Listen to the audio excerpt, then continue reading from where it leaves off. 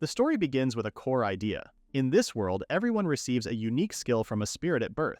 This skill is sacred to all of humanity and never changes. Uncle Joel, the old man who raised Eren, would often tell him stories. As an adult, Eren diligently studied a book on fighting, eager to apply his knowledge. He soon found his chance against a real-life, dragon-like monster that thrashed wildly through a room. The creature was ultimately defeated by his acquaintance Zack, a talented swordsman and the leader of an S-rank party. Eren thanked him for his help as Zack sheathed his sword. Zack then called the rest of the group, explaining they could maintain their S-rank if they defeated the boss. He chanted, "Victory lies in crushing the weak. The group needs to use their skills to their full potential."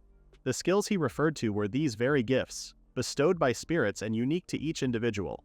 These skills were integral to every person's life, often determining their profession or lifestyle. Triumph was one officially recognized S-rank party, where elite monster hunters and S-rank adventurers gathered. Zack himself was exceptional, with a personal record of taking down an S-rank monster, a fearsome griffin. Eren's party boasted several talented individuals. Gil, a gunner strong enough to be considered by international armies. Silver, a spear expert and award winner. And Dina, a magic specialist adept at both curses and healing. Eren, however, was considered nothing more than a mere errand boy. He panted, struggling to keep up with the party, a heavy backpack weighing him down. Despite his humble title, he tried to help wherever he could. Dina once asked if he truly understood his position in the group, and Eren knew she wasn't wrong to ask. A young girl pounced out, and to Eren's delight it was Asuna, a magic knight specializing in warcraft. She swiftly battled the dragon, jumping effortlessly across its jaw. Dina instructed the party to shadow Asuna's movements as she drew her sword and called the spirits. In no time, the spirit's power transmuted to Asuna, who effortlessly defeated the creature. She landed gracefully, sheepishly apologizing for being late. Eren gazed at Asuna in amazement. She was the only female S-rank knight, and she had once saved an entire country by herself. The reason Eren was even there was because of a promise he had made to Asuna. It turned out that Eren's grandfather, a person who meant a great deal to him, had fallen ill, and Eren had set off to find a cure. When he faced danger, it was Asuna who saved him. When he told her the reason for his journey, she invited him to join her. Asuna asked Eren what he would do once he found a cure for his grandfather, and Eren admitted he hadn't thought that far ahead. Asuna reassured him that he would find something he truly wanted to do. It was no secret that being an errand boy wasn't the nicest job, but Eren was grateful for the distraction at the time. Despite Eren staying out of trouble, he still became a victim of some harsh opinions. Zack truly had it in for Eren, openly admitting he only tolerated him because Asuna had asked him to. But deep down, Zack harbored a desire to deal with Eren while he could. In that very moment, Eren was suddenly picked up off the ground despite Asuna yelling at Zack to stop. Zack taunted him, demanding, "What is a tamer, a beastmaster who controls fierce monsters, or a dragon rider who dominates the skies?" Eren stuttered, mentioning his pet wolf, Ran, and how it would be unsafe to send him into battle. His words only further provoked Zack, who raised his hands, poised to strike. Asuna yelled at Zack to leave Eren alone, but it was too late. Eren was thrown to the ground with a thud. As he picked himself up, Eren heard a strange voice. But before he could pinpoint its origin, Asuna was on her feet ready to attack Zack. She confronted him for acting in a way no leader should simply because of a personal issue with Eren. She rushed to Eren's side, apologizing for Zack's behavior, but Eren had already absorbed Zack's cruel words. He wiped away his tears, vowing not to give up, if he could just finish charging it twice more. The party arrived at the guild dungeon just in time for the Cyclops battle. Eren felt nothing stronger than the desire to get out of the area. Asuna warned him that the dungeon was dangerous, suggesting he wait behind and perhaps make a map. She explained that while a tamer might not be suited for combat, he possessed skills no one else in the party had. Eren smiled at her encouraging words, reassuring Asuna he would have the maps ready in time for their return. He called for Ron and together they departed. Eren smiled, thinking of Asuna. She was the only one who saw him as a valuable party member, never once doubting him. He carefully prepared the maps, knowing the team could use them to navigate the land and avoid monsters. Suddenly, two fighters burst past, looking as though they were running for their lives. Eren froze, knowing he didn't want to die here, not today. His eyes widened as he realized something must be seriously wrong. It turned out that within the dungeon, the creatures were nothing like the Cyclops the guild had prepared the party to face. These creatures were powerful and strong, barely taking any damage from their strikes. And it was Zack who was panicking the most. Despite being an S-rank adventurer, he was visibly worried. The creatures seemed to be some kind of hybrids, showing no signs of defeat. Eren, clearly not thinking straight, charged into the dungeon. Asuna yelled at him, and Zack was perplexed as to why the Tamer had decided to join them in their doom. Snapping back to reality, Zack yelled for Dina's help. He took her wand and began a spell paralyzing Eren. Zack didn't care about the consequences of using Eren for his own success. He planned to use poor Eren as bait, ensuring he wouldn't return as a loser. Zack told the team that returning without killing the creature would stain their records. But if they used Eren, they could blame his death as the reason for their retreat. Asuna was shocked by Zack's sickening plan as she knelt beside him. Zack shrugged, smugly stating that it would be better for one Eren boy to die than an S-rank adventurer. His words were enough to disgust Asuna, who refused to follow such a leader. She faced the beast single-handedly, as Eren yelled at her to come back. Zack did nothing but call her dumb, turning to the defenseless Eren to finish him off. Eren begged him to stop, insisting that he would be the decoy and that Zack needed to take Asuna to safety. But Zack smirked, telling Eren that dead weight can struggle all it wants. At the end of the day, it is still worthless. He left Eren paralyzed and alone, knowing Asuna could get seriously hurt because of him. Just as Eren was about to give up, he spotted Asuna battling the monster heroically. She fought on until she was knocked to the ground. She weakly told Eren to run, but he had already crawled his way to her. She urged him to leave, but he knew he couldn't. Remembering her earlier words, tears fell from Eren's eyes as he realized he hadn't done anything yet. As he sobbed, a cloud of smoke appeared, with wings emerging from the mist. Eren moved back, confused by the spectacle. The dust settled, revealing a winged girl. She smiled down at Eren, telling him that she had finally found her master. Eren gazed up in shock. Eren and Asuna realized at that moment that Triumph had abandoned them, and they were left in the dungeon, surrounded by the Cyclops. The winged girl was ecstatic to see Eren, calling him her master as she ascended, thrilled that she had finally hatched.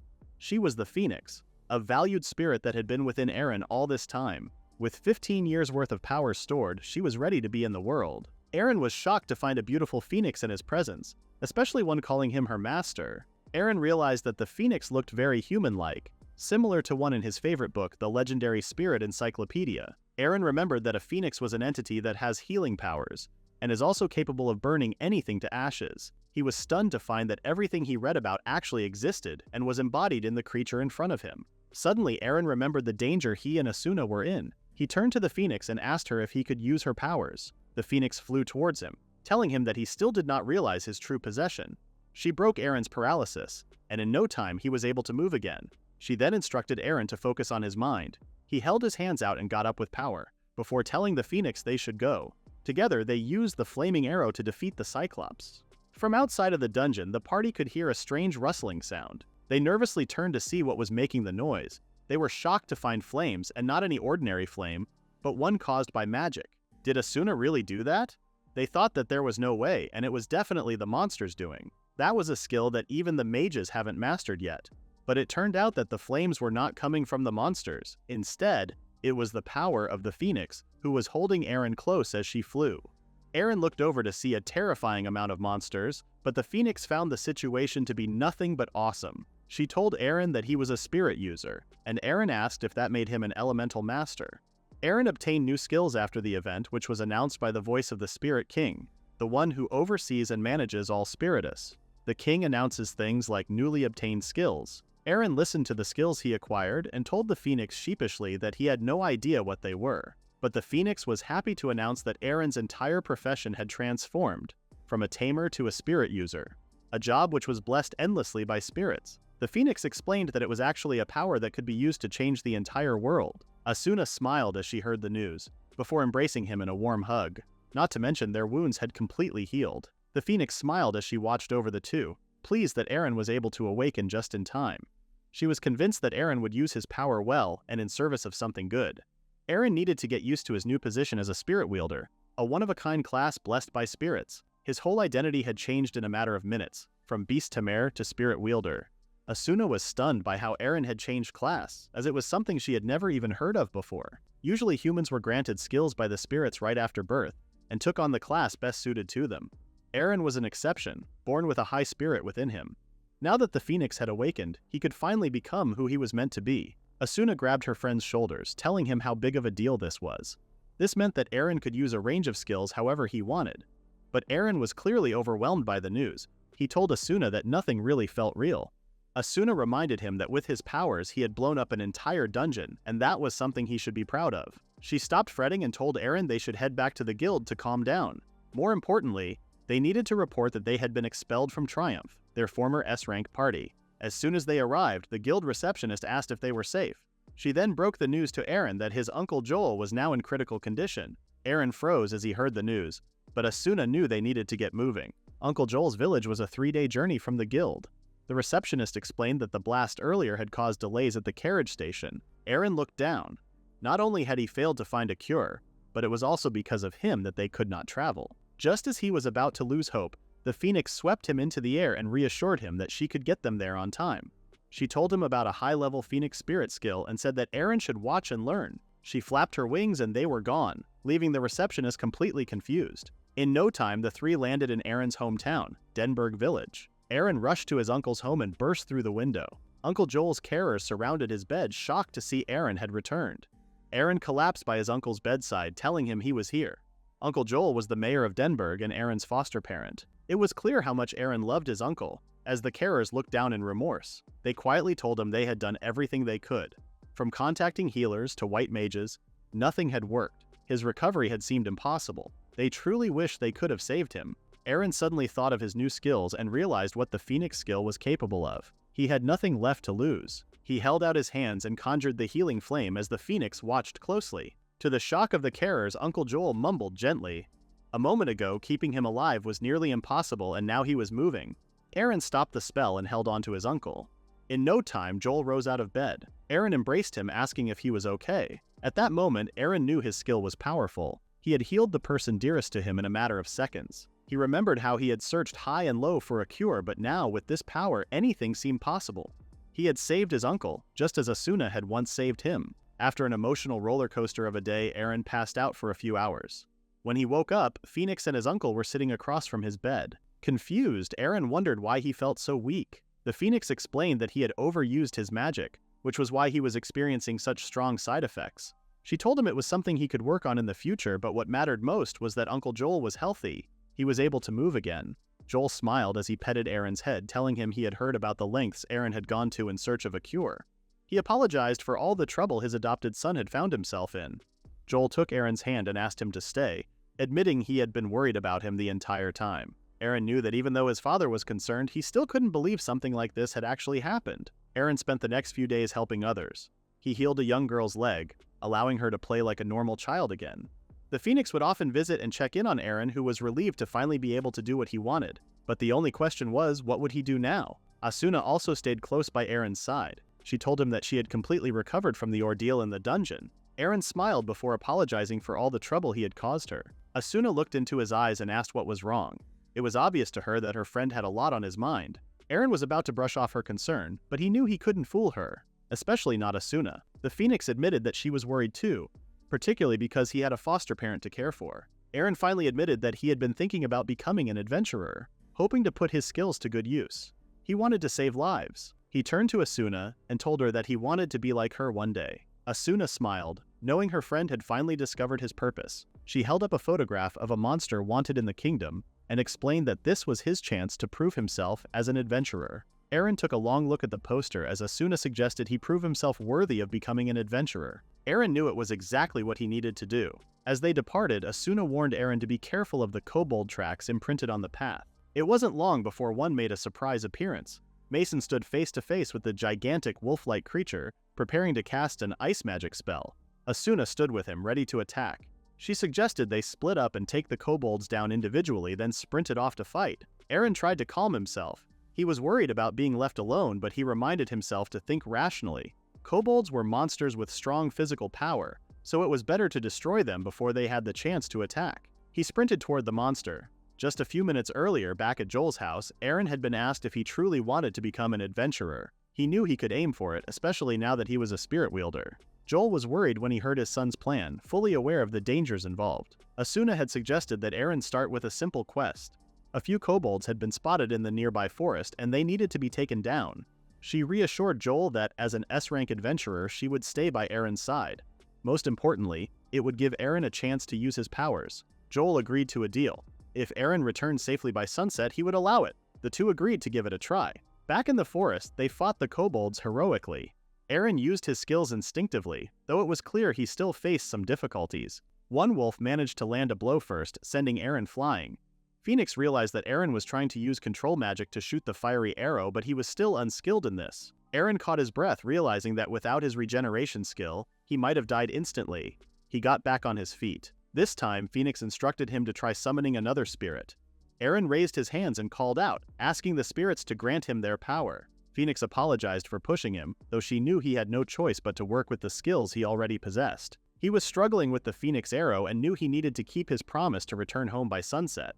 He dodged another strike and triggered his steel shield. What he needed now was a powerful technique, something equal to the flaming arrow that would let him respond instantly to enemy attacks. He continued to struggle against the kobold, and before long his steel shield failed. The kobold laughed, telling Eren that he would destroy him. Phoenix watched from afar and recognized how serious things were becoming. Eren's regeneration was slowing down, and the kobold showed no sign of backing off. She flew over, understanding that while Eren wouldn't die from this, it would be dangerous if he collapsed again. To make matters worse, Asuna was in trouble too. She was struggling to hold back another kobold. It turned out the one she was fighting was the Kobold King, a foe she had never encountered in this region before.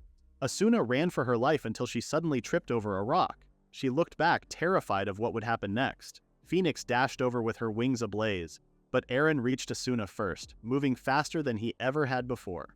Phoenix cheered him on as he realized he couldn't stop now. It turned out that Eren had finally acquired the spirit core of the Kobold King.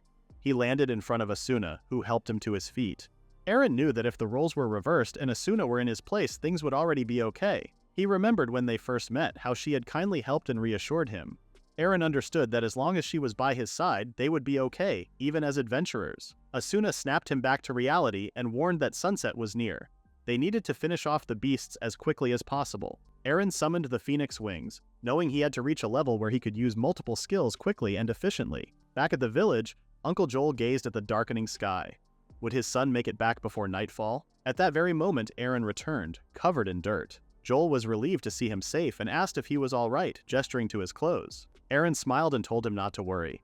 He had carried all the kobold remains using the Phoenix Wings, and Joel was impressed that he had managed to defeat them in such a short time. Although Eren was successful, he was completely exhausted. He explained that he had suppressed all of the Phoenix's human form into something smaller, choosing to place it within the body of a chick, creatively named Phoenix Chick Fur. Asuna turned to Joel and mentioned that even the monsters had helped save her too. Together, they asked Uncle Joel if he approved of Eren becoming an adventurer. Joel paused, then burst into laughter. He told them he had never intended to stop them in the first place. He was smart enough to know that even if he tried, Eren would have gone anyway. Just like when he left to find medicine during Joel's illness. Joel smiled and told his son that there were many people out there who needed his help, and he should go fulfill that purpose. Eren smiled, realizing he had finally earned his uncle's approval. Asuna turned to Eren and said he must have finally found his purpose. Eren smiled again, remembering her words from earlier. Asuna added that she still couldn't believe the spirits hadn't noticed his potential. When she first met him, he was weak, and she wondered what kind of boy he was. Now she was nothing but excited to see what kind of spirit wielder her friend would grow to be. Asuna and Eren departed for Torca, the largest city in the kingdom. Once they arrived, they took in the new environment. There was a huge marketplace and a diverse crowd of people from all over. Eren had never seen a place like it. The reason they had come to Torca was because it was home to the Adventurers Guild. The guild was packed with adventurers, all there for various reasons. But it was Eren's first time. When he was doing odd jobs for the party, his name had simply been added to a piece of paper. Asuna explained how the guild worked to her friend. The Adventurers Guild was a place for party registration, finding teammates, and exchanging information. It was also possible to pick up monster hunting jobs there. Anyone could register a party as long as they applied. Eren was surprised by how organized and straightforward the registration process was, but Asuna warned him that signing up didn't guarantee you a job. She went on to say that only those who passed the highest level difficulty exam were officially recognized by the guild as S-rank adventurers. Asuna pulled out her license to show Eren. She continued, explaining that when S-rank adventurers team up, they form an S-rank party, the highest level an adventurer could aim for. The Phoenix chick then asked why people aimed for S-rank status, especially since there were still plenty of ordinary job requests. Asuna answered that it showed you had real experience. Because of that, the pay and perks were far better. In fact, there was no real reason not to aim for it. She also noted that clients felt much more reassured when they hired someone with proven experience. Ultimately, everyone starts from zero. The receptionist called the next person in line and was surprised to see it was Asuna. She told her that she thought she was dead. Eren looked down as his suspicions were confirmed. Zack must have reported both of them as dead after the incident. It had likely been nothing more than an excuse to cover for himself after backing out. Overcome by anger, Eren stepped forward and explained everything to the receptionist, who was infuriated to learn that Zack had lied. She suggested they report the situation to the guildmaster immediately. It was completely out of order for Zack to abandon his teammates in the dungeon, let alone file a false report about their deaths. Eren turned to Asuna and asked her what they should do. Asuna looked away. In that moment, Eren imagined his friend still embraced by triumph, with Zack watching from the shadows. He shouted her name, proposing that they form their own party, even stronger than Triumph. Asuna loved the idea. She turned to the receptionist and said that instead of complaining, they wanted to form their own party immediately. The receptionist smiled and told them it was absolutely possible. She asked them to sign the paperwork, and their party would be formed right away. However, Eren wondered about registering the spirit. The receptionist explained that they could technically get into trouble for registering a spirit form, but this time, she would let it slide. And to make matters worse, he still had not named the Phoenix. Eren politely asked the receptionist if he could have a bit more time to fill out the forms. He knew that spirits were valid teammates too, and he really needed to register them properly. He thought and thought, but Eren was terrible at coming up with names. The only name he'd ever given was to Ran, his wolf, and that was a girl's name. He needed another one now. Out of nowhere, Phoenix peeked her head through the window, making Eren jump out of his skin. She asked if he was up to no good, and Eren blurted out that he just had something on his mind. Phoenix frowned and told him that his answer sounded super suspicious. Suddenly, there was a loud bang. Phoenix had no idea what the bright light and noise were, but Eren explained that it was just fireworks. Phoenix smiled as she looked out the window. She asked Eren to show her fireworks even more spectacular than those. Eren was confused at first, but Phoenix meant it as part of his training. He reached out his hand and decided to give it a try. He called out the Phoenix wing strike, and beautiful fireworks exploded into the sky. Eren smiled, proud of himself for pulling it off. Phoenix told Eren that his flames as a spirit wielder were the most beautiful things she had ever seen. Then without thinking, Eren blurted out, "Karen," before quickly apologizing. He told Phoenix that he had been thinking spirits should have names too, and this one had just come to him. He added that if she didn't like it, but before he could finish, Phoenix flew to him. She told him it was the first time anyone had ever said something like that to her. Smiling, she admitted that she had always thought of herself as just a spirit who serves others. Being given a name meant a lot to her. She squealed with joy, realizing that from now on, she would go by Karen. Back in her chick form, Karen excitedly tweeted the news to Asuna. Asuna thought the name Karen suited her perfectly, though Ran growled at the little bird. And finally, the registration form was accepted without any issues. Eren was a little frustrated that he couldn't list Spirit Wielder as his profession on the form. But Asuna reminded him that revealing something like that could be dangerous. Someone might try to take advantage of Eren and his rare skills. So Eren, Karen, Asuna, and Ran set off on their adventure. From now on, they would need to stay alert and pay close attention to their surroundings. Eren was finally starting to look like a real adventurer, and Asuna couldn't help but feel nostalgic watching him start from scratch. She explained that his next step was to pass the certification exam. If he succeeded, he would begin as an A-rank adventurer, and the team would officially be recognized as an A-rank party. For the exam, they needed to travel northwest from Torca, past the Nim Forest. Eventually, they arrived at a dark and dingy place. It was Mira Castle, also known as the Phantom Ancient Castle. Their quest was to defeat the mysterious monster that had taken over the castle a few months ago. Inside, a boy shouted at his teammates after spotting strange movements. Suddenly, a possessed woman lunged at him, shaking him to the core. The monster wasn't just unidentified, it also had the power to possess others. From the safety outside, Eren, Karen, and Asuna watched the chaos unfold. Asuna commented that the exam seemed far more difficult than the one she had taken when she first became an A-rank adventurer with Triumph. It was clear that the adventurer inside had been defeated, and the demon was still hungry for more. Since this mission had become the official A-rank certification exam, not a single party had passed. Before entering the castle itself, the party stopped by the Torca Adventurer Gear Shop near the entrance. The store assistant thanked them for waiting. Asuna tried on some new armor, and Eren asked if she wanted to keep browsing. But Asuna was already exhausted. Choosing an outfit was the last thing she wanted to do. On the other side of the store, Karen was having the time of her life. She eagerly asked other adventurers what they thought of her outfit. She told Eren how much fun shopping was and added that being an adventurer wasn't so bad after all. Eren smiled and offered to let her help pick out his outfit too. A few hours passed and it was finally time for the exam. The objective was clear. Defeat the unwelcome monster lurking in the castle and deliver its corpse to the Adventurers Guild. The party was ready. The first creature they encountered inside the castle was a devil bat, flapping erratically in front of them. As it let out a screech, Eren raised his hands and incinerated it with a blast of fire, only to be told to stand down by Karen. She smiled and congratulated him for adjusting his power so well, saying that at this rate, he would be able to master the Phoenix Arrow in no time. Meanwhile, Asuna was holding her own, swiftly taking down the other pests. After the fight, she turned to Eren and told him to find a rest area. Eren took off with Ran to explore the castle in search of one. Ran led the way, barking excitedly as she sniffed out a suitable location. Suddenly, another devil bat flew at them, but Eren managed to defeat it, claiming its spirit core as a reward. In the rest area, Eren encountered another group, a B-rank party known as Tempest. A curious girl looked over and asked Eren if he was an adventurer. A boy beside her muttered that he had never seen him before.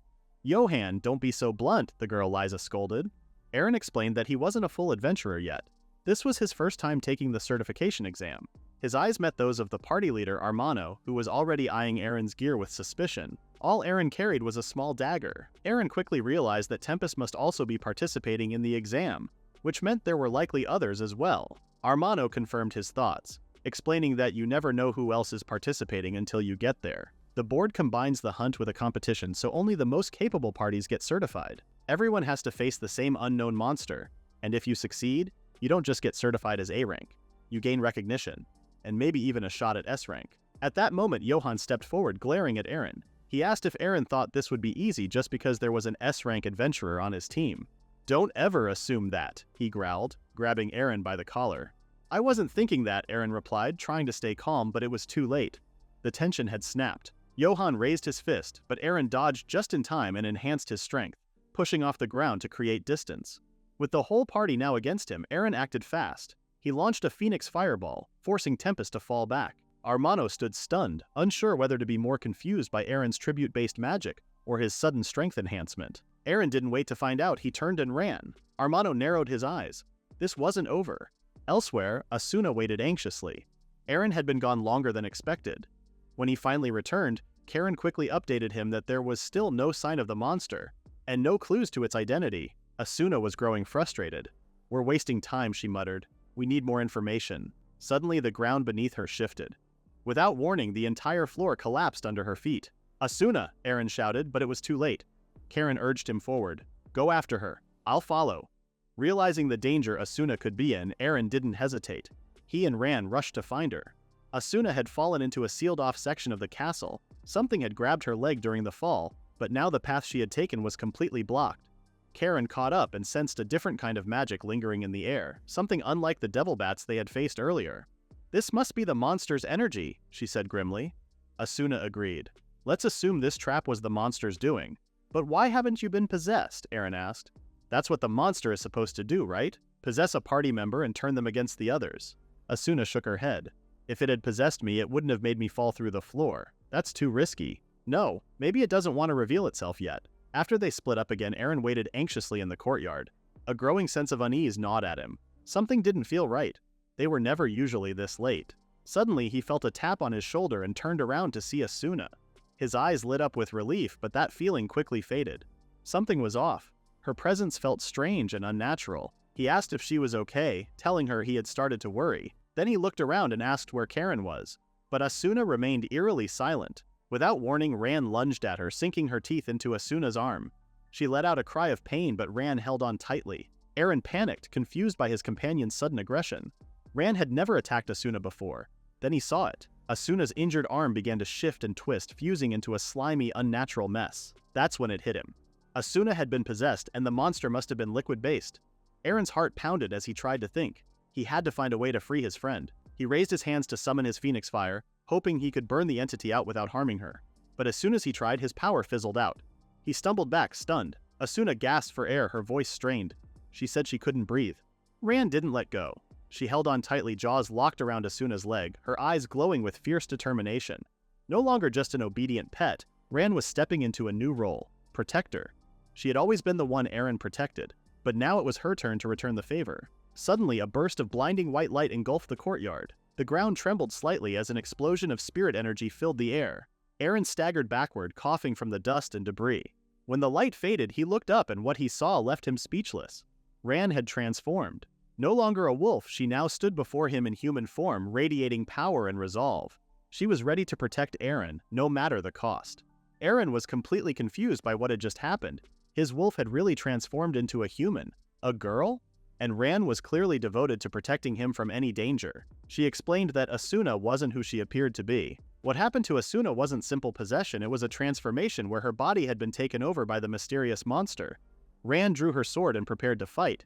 Eren was stunned to see Ran fully transformed using skills in her human form. Her movements reminded him of a high-level spirit, like Karen.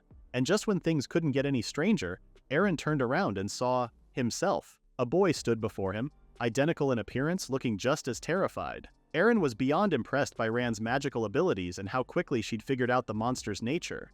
She lunged at the body double without hesitation, instantly recognizing who her real master was. She hit the ground hard, unconcerned with the imposter's motives.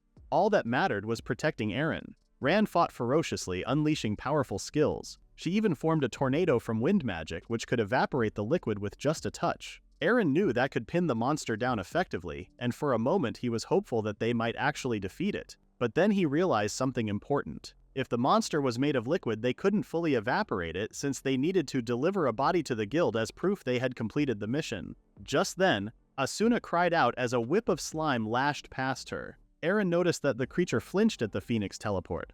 Asuna shouted that there was now another version of her too, and they needed to capture it before it escaped. Karen, observing the strange girl, recognized her. Even in human form, the two began to bicker. Karen asked if the girl really was Ran, but there was no time for explanations. Eren explained that the wolf was the spirit he had given the tamer skill to, adding that some spirits naturally take the form of animals or plants. Karen pointed out that the wolf's strong will had resonated with his spirit wielder power, which caused her to evolve into a divine wolf. Eren turned to Karen and asked why she hadn't mentioned earlier that she knew Ran was a spirit. Karen smiled and told him that with her around, he had nothing to worry about. She recalled the dungeon incident and admitted she had wanted to be the one to save him. Eren defended Ran, reminding Karen that it was his wolf who had saved him this time. Not to mention, Ran had figured out the monster's identity. Even in human form, Ran was still dog-like in her obedience and thrilled to have impressed her master. She eagerly declared she would find the monster. Asuna believed that the transformation was the monster's true form, which would explain why there were duplicates of both her and Eren. She remembered that when she fell through the floor, the slime had attacked her, but she hadn't felt possessed. But something felt off to Eren. The slime was afraid of Ran. Even if it was the target, would a true monster really tremble like that? Asuna agreed. She had never encountered slime like this before. She called Eren over and said the slime wasn't just any monster, it was the same as them, a high-level spirit. It turned out that this slime wasn't a monster after all. It was a spirit called Queen Slime. After many years, she had evolved from an ordinary slime into a high-ranking spirit. Karen recalled that when she fell underground to rescue Asuna, she had sensed a strong magical energy from the slime. But even Karen hadn't imagined it could be a spirit all this time. The party knew they still needed to defeat the mysterious being and hand over its remains to the Adventurers Guild. Eren reminded them that this was the main objective of the A-rank certification exam after all. Queen Slime expelled a surge of liquid at Eren as she spoke. He was the first human to make it this far, she said. Eren wondered aloud whether spirits could even die. Karen explained that it was more accurate to say that spirits disappear rather than die. It was similar to when they are granted the ability to slay humans or defeat monsters. Eren tried to summon his Phoenix Wings again, but the skill still wouldn't trigger. He switched tactics, activating his steel shield along with regeneration. The spirit observed closely, fascinated by how quickly his wounds healed. Karen raised her bow and shouted that Eren had both the dog and her on his side. Ran snapped back that she wasn't a dog, then charged forward sword first. Together, they fought as hard as they could, urging Queen Slime to surrender. The slime laughed in response, then retaliated with a torrent of liquid. Karen recoiled in disgust, wondering if there had ever been a spirit like this in all her years. Eren was concerned too. He had never read about or encountered anything like Queen Slime. Asuna continued to fight, though Queen Slime seemed unfazed. It was clear that she had powered up since her previous transformation. Still, she couldn't land a blow on Ran, the puppy she couldn't defeat. Despite the battle, the spirit seemed impressed by Asuna's skill. Eren shouted at Queen Slime, asking why she was acting this way, especially as a spirit. He pleaded with her to stop, saying he wouldn't hurt her. He reminded her how afraid she had seemed earlier. Borrowing Ran's power, he attempted the Sword of the Wind God, though he feared it could be absorbed again. He tried to get closer to Queen Slime, hoping to reason with her, but he was struggling to contain her. If she spread out too far, there would be no way to defeat her. He ordered the party to focus on holding off the clones and to avoid killing Queen Slime. But in truth, everyone was struggling. Asuna cried that they could always retake the exam. Karen was frustrated that her attacks kept bouncing back.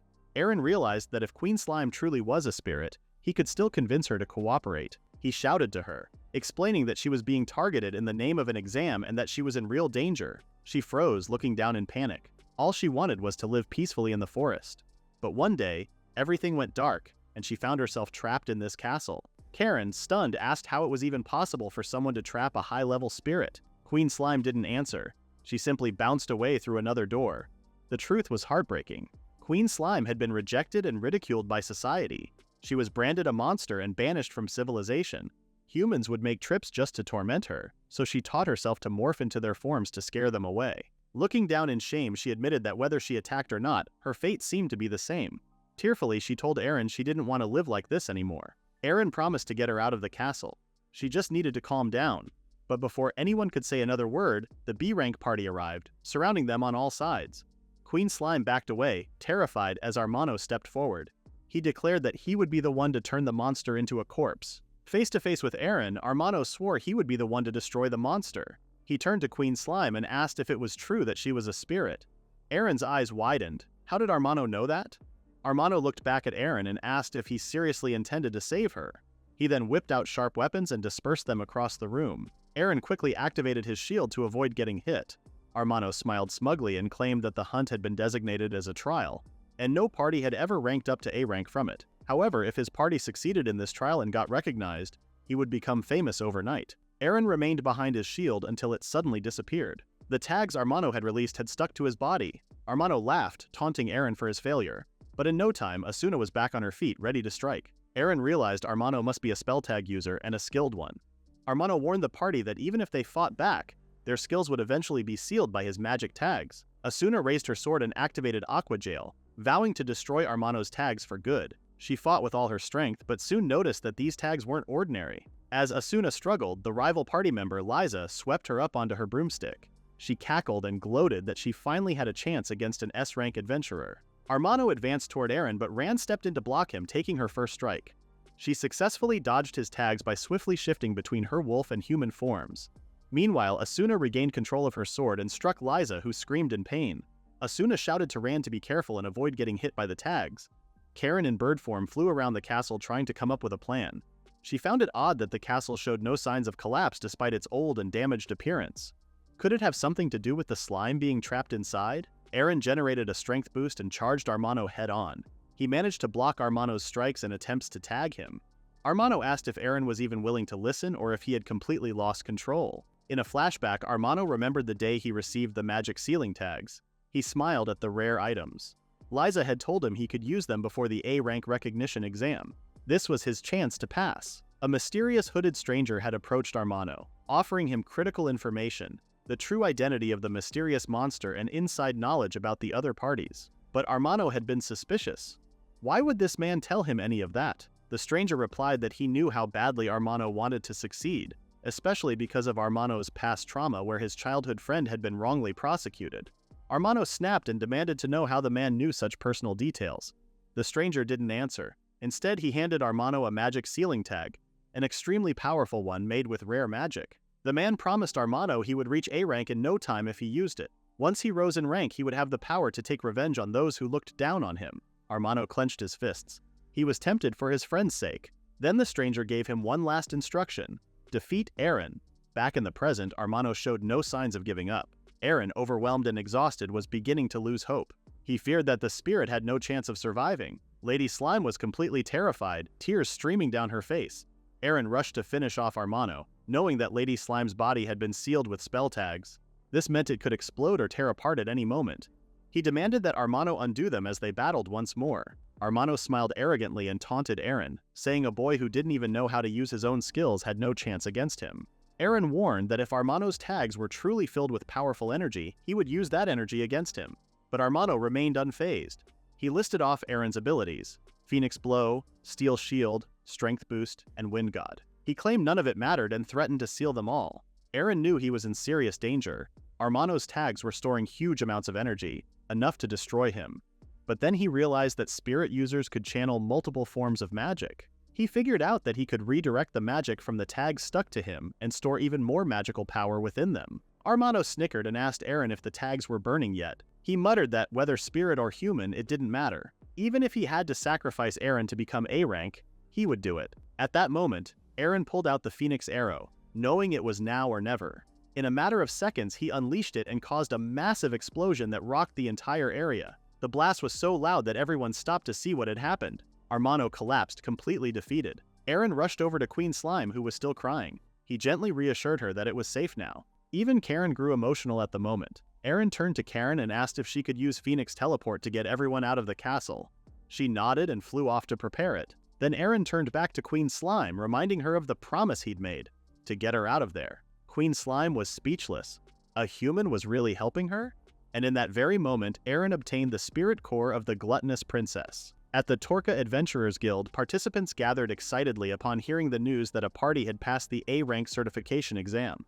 They chattered about who it was that had tamed the monster, and Asuna's name could be heard among the murmurs. The adventurers mentioned how the girl from Triumph was the one responsible. Armano's group had returned safely via the teleportation wings of the Immortal Phoenix, along with Eren's party. Eren looked around, shocked to see that so many people had turned up. After defeating Armano, Eren tried to figure out a way to get Slime out of the castle.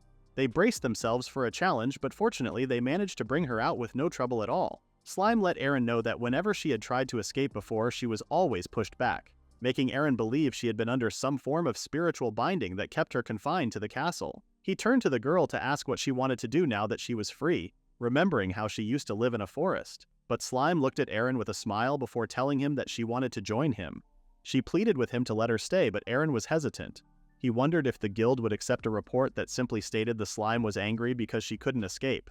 Slime was shocked to see so many humans clearly still traumatized by what she had endured. As they walked, Armano kept giving them dirty looks.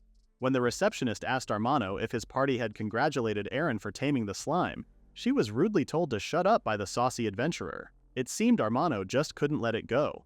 The last thing Eren needed to do was confirm his success with the guildmaster. Unfortunately, the guildmaster was out of office, and they were instructed by the receptionist to return in the evening, so the party walked off. But Karen had one more thing she needed to bring up to the guild. She explained that the old castle was just an ordinary fortress, yet it hadn't collapsed despite hosting numerous powerful spells. And how was a high-class spirit like Slime imprisoned? It would take someone truly powerful to accomplish that. They wondered if the entire exam had been a setup. The party agreed to return to the castle and investigate. Asuna suggested that they let Eren rest for a while before taking on any more quests. In Torca's central district, Slime excitedly looked around the town center, fascinated by the food. She tried tea, cake, and sandwiches, and was beyond impressed with all of them. It was unlike anything she had ever experienced. Eren was pleased to see her happy, though ironically, he knew there was no way he would be getting his A-rank certification this time, especially since he was meant to have slain the spirit. But Eren was more than happy that he had saved her instead. Eren suggested that he and Slime come up with a name for her, especially since she was staying with him. He proposed Abigail, thinking it would be a perfectly fitting name. He explained that it was the name of a strong warrior Slime from years ago. His grandpa had told him stories about her. Everyone had made fun of her at first, but she turned out to be the only one capable of commanding Slimes. Slime loved her new name and laughed with excitement. She insisted that she would be the one to protect Eren. Eren thanked her for her kind words and smiled, but moments later he heard a strange voice from behind. Armano seemingly appeared out of nowhere, interested in talking to Eren as Abigail hid behind him. Eren guessed that Armano had remained quiet in the guild because there were others around. He followed his rival to a quieter spot, where Armano turned around and bowed to both Eren and Abigail, offering an apology. He admitted that he had known Abigail was suffering, but still saw her as a target and acted selfishly. Despite Eren's lingering anger, Armano continued, explaining that his party, Tempest, was made up of his childhood friends. He came from a distinguished family of Arcana casters and had always been treated favorably, even in his village. But his two friends were the complete opposite, born into poverty and driven by ambition. Armano explained that they had just been kids with the same dream who hit it off, and that's all it was meant to be. He spoke of the challenges they faced, how they were ridiculed by others for their commoner background. Then, an incident occurred that left one of his friends badly hurt. From that day forward, Armano made up his mind. He swore he would make them an S-rank party no matter what. As long as he could achieve that, he didn't care what happened to Abigail. Eren began to feel sympathy for Armano, admitting that they too had only taken the exam for certification. But even so, Eren said, he still knew right from wrong, and he couldn't bring himself to abandon Abigail. He then asked how Armano had found out that Abigail was a spirit. Armano explained that he had been told by a talisman. At first, he couldn't believe it either. He had never seen a spirit that could grant skills to humans. But after seeing a bird and a wolf use the same kind of power during a transformation, it started to make sense. Eren appeared somewhat understanding of Armano's situation. When Armano extended his hand, Eren took it and shook it confidently. They introduced themselves properly, and Eren asked what other techniques an arcana caster could use. Armano explained that he primarily used talismans. Eren, clearly intrigued, asked if Armano could teach him how he made his barrier so resistant. Armano smiled before asking what class Eren belonged to. When Eren told him he was a Tamer, Armano chuckled and said there was no way a Tamer like Eren should exist. He then warned Eren to be careful, because the same person who had given him the demon sealing talisman and told him about the spirit had also hired him to defeat Eren. Eren, of course, was shaken by the revelation, but Armano said he needed to return to his team and suggested they meet again at the Adventurers Guild in the evening. Meanwhile, Armano reunited with his party as they wandered through a plain land. His teammates commented that they were getting a little too far from Torka and couldn't afford to fall behind Eren and his group. Determined to reach A rank this time, they raced off together. But out of nowhere, the party was ambushed, and one of Armano's teammates was slain right in front of him. Liza and Armano stood ready to defend themselves. The stranger had seemingly appeared out of nowhere and killed Johan in an instant. Armano shouted, demanding to know why the stranger was attacking them. Liza began to cry, clearly terrified after witnessing Johan's fall. Armano pressed on, knowing he would be finished if the stranger's powerful blade struck him. He erected a barrier, focused entirely on getting Liza out of this mess alive. But Liza, deeply worried for her teammate, refused to abandon him despite his desperate pleas for her to alert the guild. Finally, Liza began to run, instructed to take care of Tempest as well. She turned back and shouted that Armano could do it, even as he struggled to hold the figure back for a moment longer. But the stranger eventually overpowered him and forced Armano to his knees. Still, Armano clung to a philosophy that a noble sacrifice was worthwhile if it allowed even one comrade to escape. The stranger, revealing herself to be a woman with long, light hair, asked why he had lost to Eren, and then Armano understood it was the talisman. The woman told him that it was a shame how things turned out, but thanks to him, this elemental master had acquired yet another skill. She tied Armano up and began to lecture him. With no other choice, he listened closely. She spoke of how she had once believed they could have reached A rank together, perhaps even become rivals. But now, she said, their deaths would serve as essential nourishment for this elemental master. Meanwhile, Liza sprinted back toward town, desperately searching for help. She eventually found Eren in the streets and begged him to come. Time was running out for Armano, still bound and at the mercy of the mysterious woman. She told him she would listen to his final words. Armano, defiant, told her that Eren would be the one to despise her the most. He continued with quiet confidence, saying, "You don't get to decide if we become your fodder. That decision is ours to make." And then the decision was made. The skill transfer began. The girl was shocked by Armano's decision to transfer skills. Why would he give a transfer talisman to another talisman user? Meanwhile, in Torka, Liza caused a commotion as onlookers gathered, asking what had happened. She collapsed to the ground in hysteria, and Eren gently told her to calm down. When Liza looked up, her eyes were filled with tears as she told everyone that Johan had been murdered. Eren immediately jumped to his feet. At this rate, Armano would be next. Liza explained that the talisman user's spirit core had been transferred to the elemental master. Eren asked who was responsible and where they were. Liza guessed it was a man and told him the incident had occurred in the grasslands just beyond Torka's east gate. Eren recognized the area. It was the same one he had passed through before arriving in Torka. He grabbed Abby, and they began making their way there. Liza insisted on going with them, but she couldn't even move her legs. Eren called back, telling her to report everything to the guild instead. As he ran, Eren activated the great wings of the phoenix, which swept him off his feet. He shot across the landscape with the speed of lightning, heading toward the grasslands in search of the enemy. When he landed, he could sense Armano's magical power coming from a specific direction. He told Abby to follow carefully. Then he sensed two sources of magical energy. One belonged to Johan, but before he could react, Eren stumbled into a pool of Johan's ashes. He collapsed to the ground, trying desperately to trigger his regeneration, but the trauma was too great and the spell bounced back. The rest of the blood belonged to Armano. He lay there trembling and knew with absolute certainty he would never forgive the one responsible. Eren returned to the Adventurers Guild, walking slowly up to Liza. He bowed his head and gently presented her with Armano's belongings. He hadn't been able to save him. Liza looked down at the items before breaking down into tears. She cried out both Armano's and Johan's names, apologizing through sobs that she couldn't save them in time. Eren quietly explained that his regeneration skills hadn't worked. It was the first time they had failed. He knew he had to uncover the truth. He wasn't about to let the enemy claim 2 lives and leave no answers behind. He told Liza they needed to catch the one responsible, then helped her to her feet. Together, they made their way to the guildmaster's office. Eren knocked on the door and was greeted by Karen, Ran, and Asuna. They had already heard of the incident and asked if he and Liza were all right. Just then, Jade, the adventurer's guildmaster, stepped out. It seemed he had been expecting them. Jade thanked them for coming. Eren bowed respectfully as Jade said he had already received the report and had heard about what happened with Tempest. He asked Eren to give his account. Eren began explaining what had happened to Johan and Armano. He told the guildmaster that he had gone to the plains, followed their magical signatures, and found only their ashes. Jade examined the ashes as Liza wept. Asuna stepped forward and gently reassured Liza that if she hadn't returned, they might never have found the evidence at all. Asuna also reported her concerns about the old castle. When she journeyed back to it, the entire structure was gone, reduced to ash. Eren was stunned to hear that the castle had vanished. Jade then asked Liza to tell her side of the story. He recalled that she said they had been walking across the plains when they heard a sound from behind. When they turned around, Johan had already vanished, reduced to ash. Liza nodded. Jade asked if the attacker was a man and whether she remembered any other details.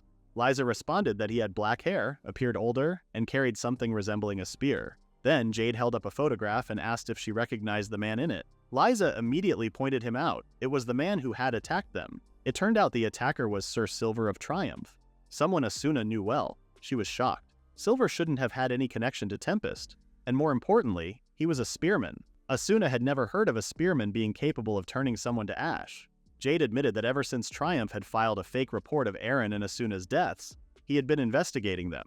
One by one, every last member of Triumph had vanished without a trace. That was why he had the ash. It had been collected from a street where all inhabitants had mysteriously disappeared. Jade needed an adventurer to investigate 3 key concerns and determine if they were connected. Eren stepped forward and suggested that his party take the mission, but Jade hesitated. He insisted that Eren was still just a kid and the mission was too dangerous. Eren explained that it was Armano who had first told him about the spirits, and that Armano had been hired to harm him. This revelation took Jade by surprise. Eren went on to say that Armano had received a magic sealing talisman, which explained why his seal had been so powerful. He then recalled Armano's final words, that the stranger was disguised beneath a cloak, and their identity couldn't be discovered. But of course, Eren had defeated Armano. That, he realized, could be the reason Tempest was targeted afterward. Eren offered a theory. If Silver had no personal reason to attack Tempest, then perhaps the client and Silver were connected. That meant the true target was him. The room fell silent as everyone pieced it together. All signs pointed to one truth. Eren was the real target all along. Ran stepped forward without hesitation. She vowed to find the person responsible and destroy them.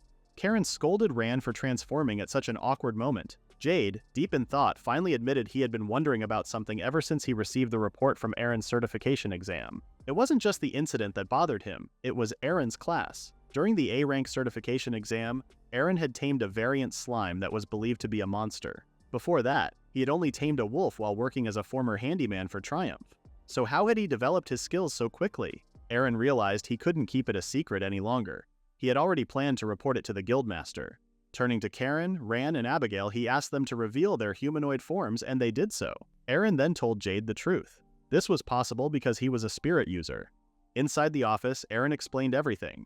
He spoke about how he had gone from being a tamer to a spirit user, and about the existence of high-class spirits. Jade was clearly amazed by the story, though he gently told Eren that he should have come to him sooner. Still, he showed understanding. It might have been dangerous for Eren to share that kind of information earlier. Everything began to make sense to Jade, and he was glad to accept Eren. But Liza was surprised at how quickly Eren agreed to take on the mission, especially after she had witnessed the tragedy with her own party. Eren reassured her that he wasn't afraid. Standing by and doing nothing felt worse than facing the danger head-on. And if he really was the one being targeted, then he had to take action. Liza, still overwhelmed with guilt for leaving her comrades behind, asked if she could join the quest as well. However, the guildmaster was hesitant to let someone so young and inexperienced get involved. But Liza was determined. She remembered how Armano had given her a chance, and now she wanted to use that chance to honor him and Johan.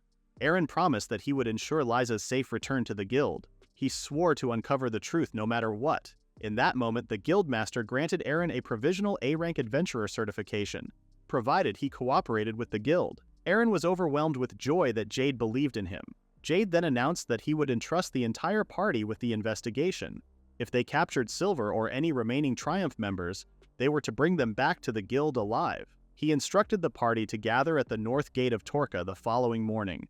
The meeting was dismissed, and the party knew it was time to begin preparing. Back in town, Asuna asked Eren whether he had been granted the skill of an arcana caster.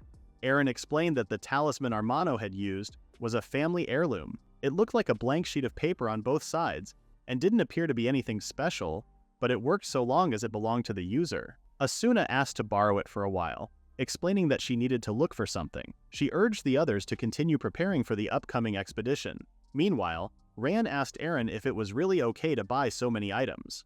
Eren assured her that Abby had enough storage space. He went to pay while Abby and Ran stayed behind.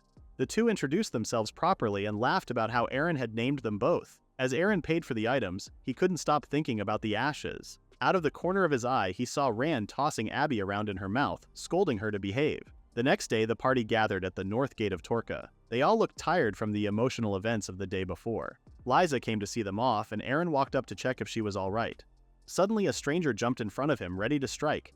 Eren stumbled back but managed to draw his sword just in time. The stranger scolded him, saying he was slow and unprepared for combat.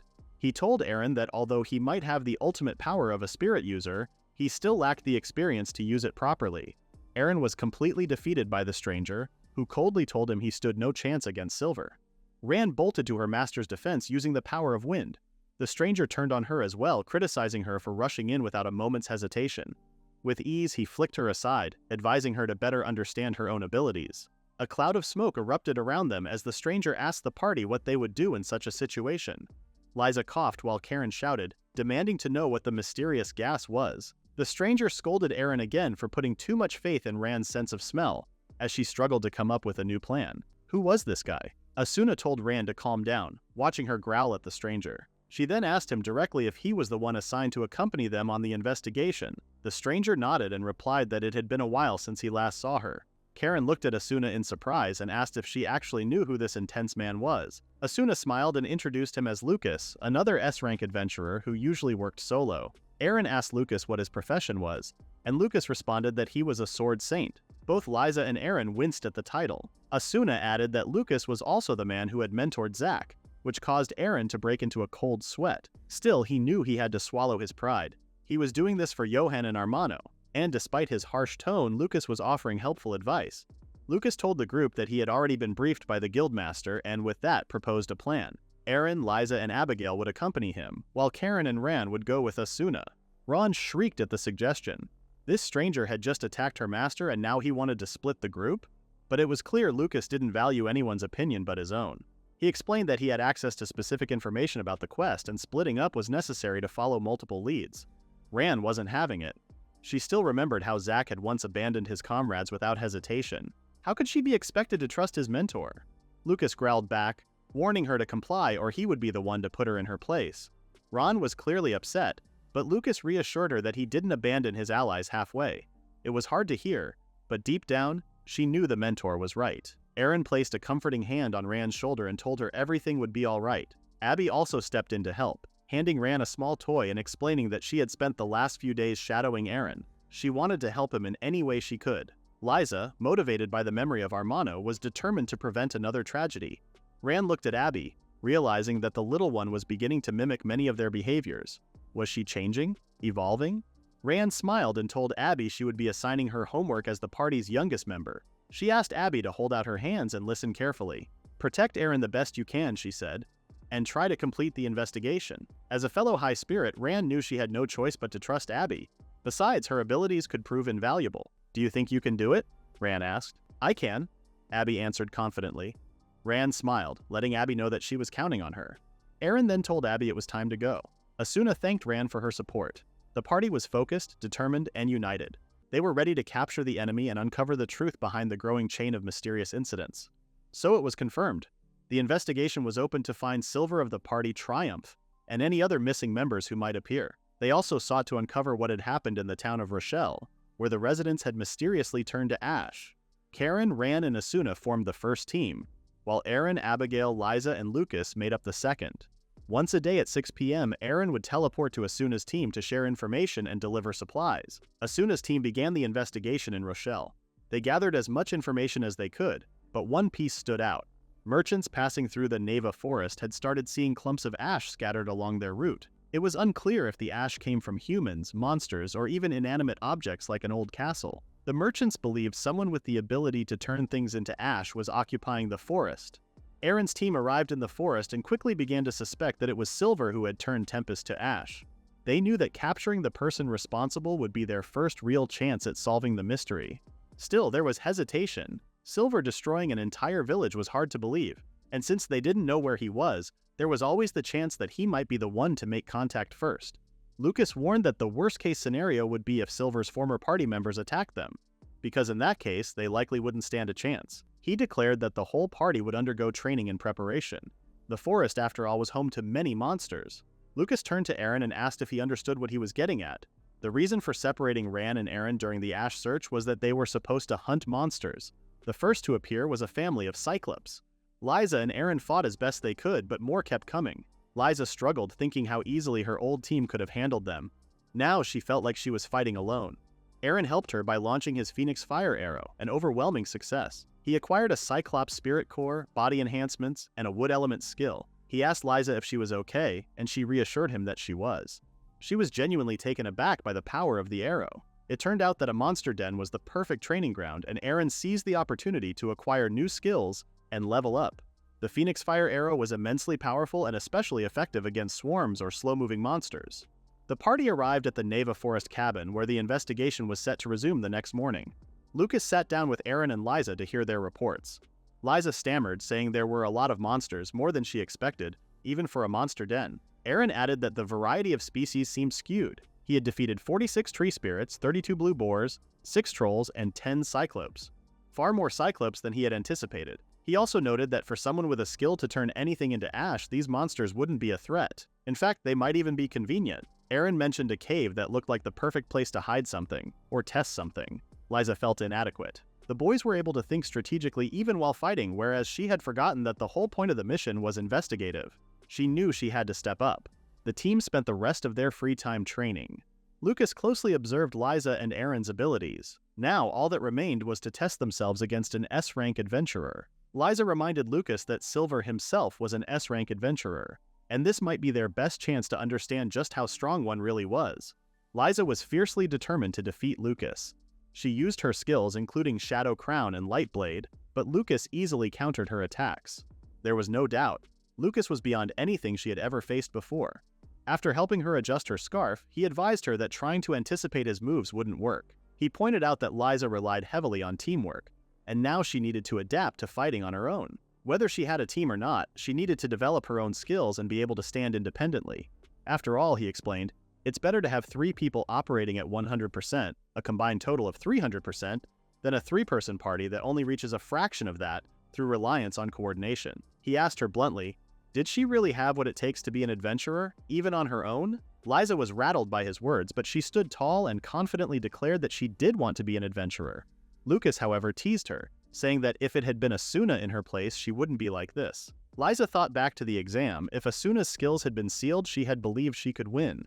But she remembered clearly how quickly she was humbled when Asuna knocked her off her broom. She also remembered Asuna calling her a mage. As fellow magic users honing their abilities, it had felt like an unspoken connection. But no matter what skills she had, Liza realized she needed to be prepared for any kind of situation. Otherwise, she would always be in danger. Her heart sank. She knew deep down she was still struggling without Armano or Johan. Eren, however, quickly stepped in to support her, promising that they would uncover the truth behind their deaths. Lucas observed them closely. Eren and Liza were the same age, but their reactions couldn't be more different. Liza's emotional response was expected, but Eren was calm, not scared, not hesitant. Beyond the pain of losing his comrades, there was something else fueling his resolve. Something deep. It made him ideal for fighting monsters. But what else did it mean? Eren continued practicing with his Phoenix Fire Arrow, but Lucas scolded him. If his opponent was an S-rank adventurer with experience, knowledge, and raw physical power, then timing was everything. Otherwise, the arrow could simply be dodged. Eren quickly realized this challenge. He couldn't even find an opening to fire. Lucas dodged his attacks with ease, and Eren's stamina was draining fast. Eren tried the Tree Spirit skill. Lucas evaded it. Then he used Phoenix Wingbeat to force Lucas back.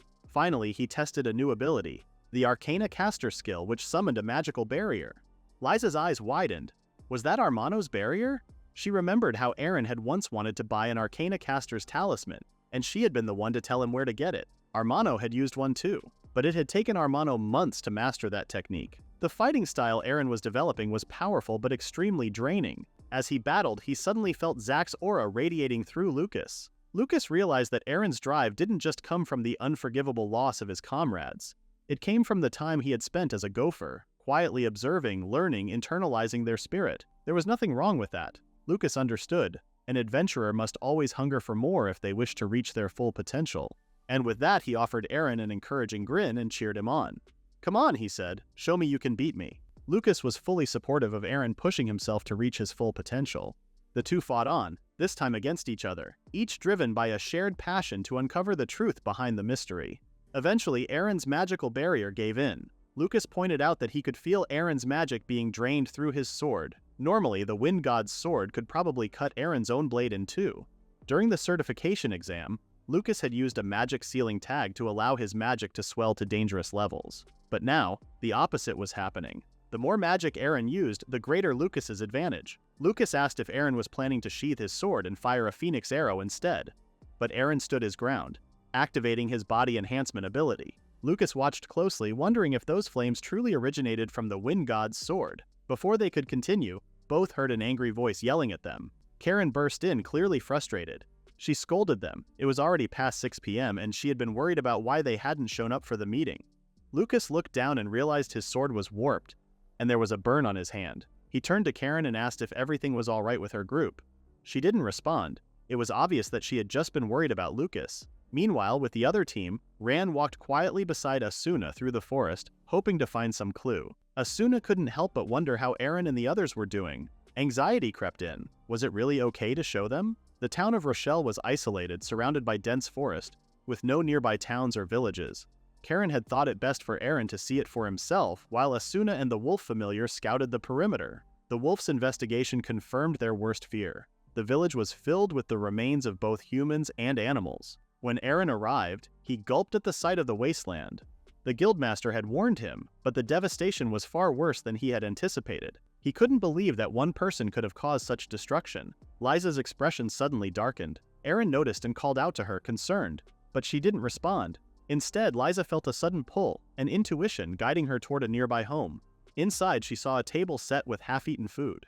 It looked as if the family had been there just moments ago. Suddenly, a voice echoed in her ears. "Hurry up or it'll get cold." A flashback hit her. She was back with Armano and Johan, the three of them eating dinner together.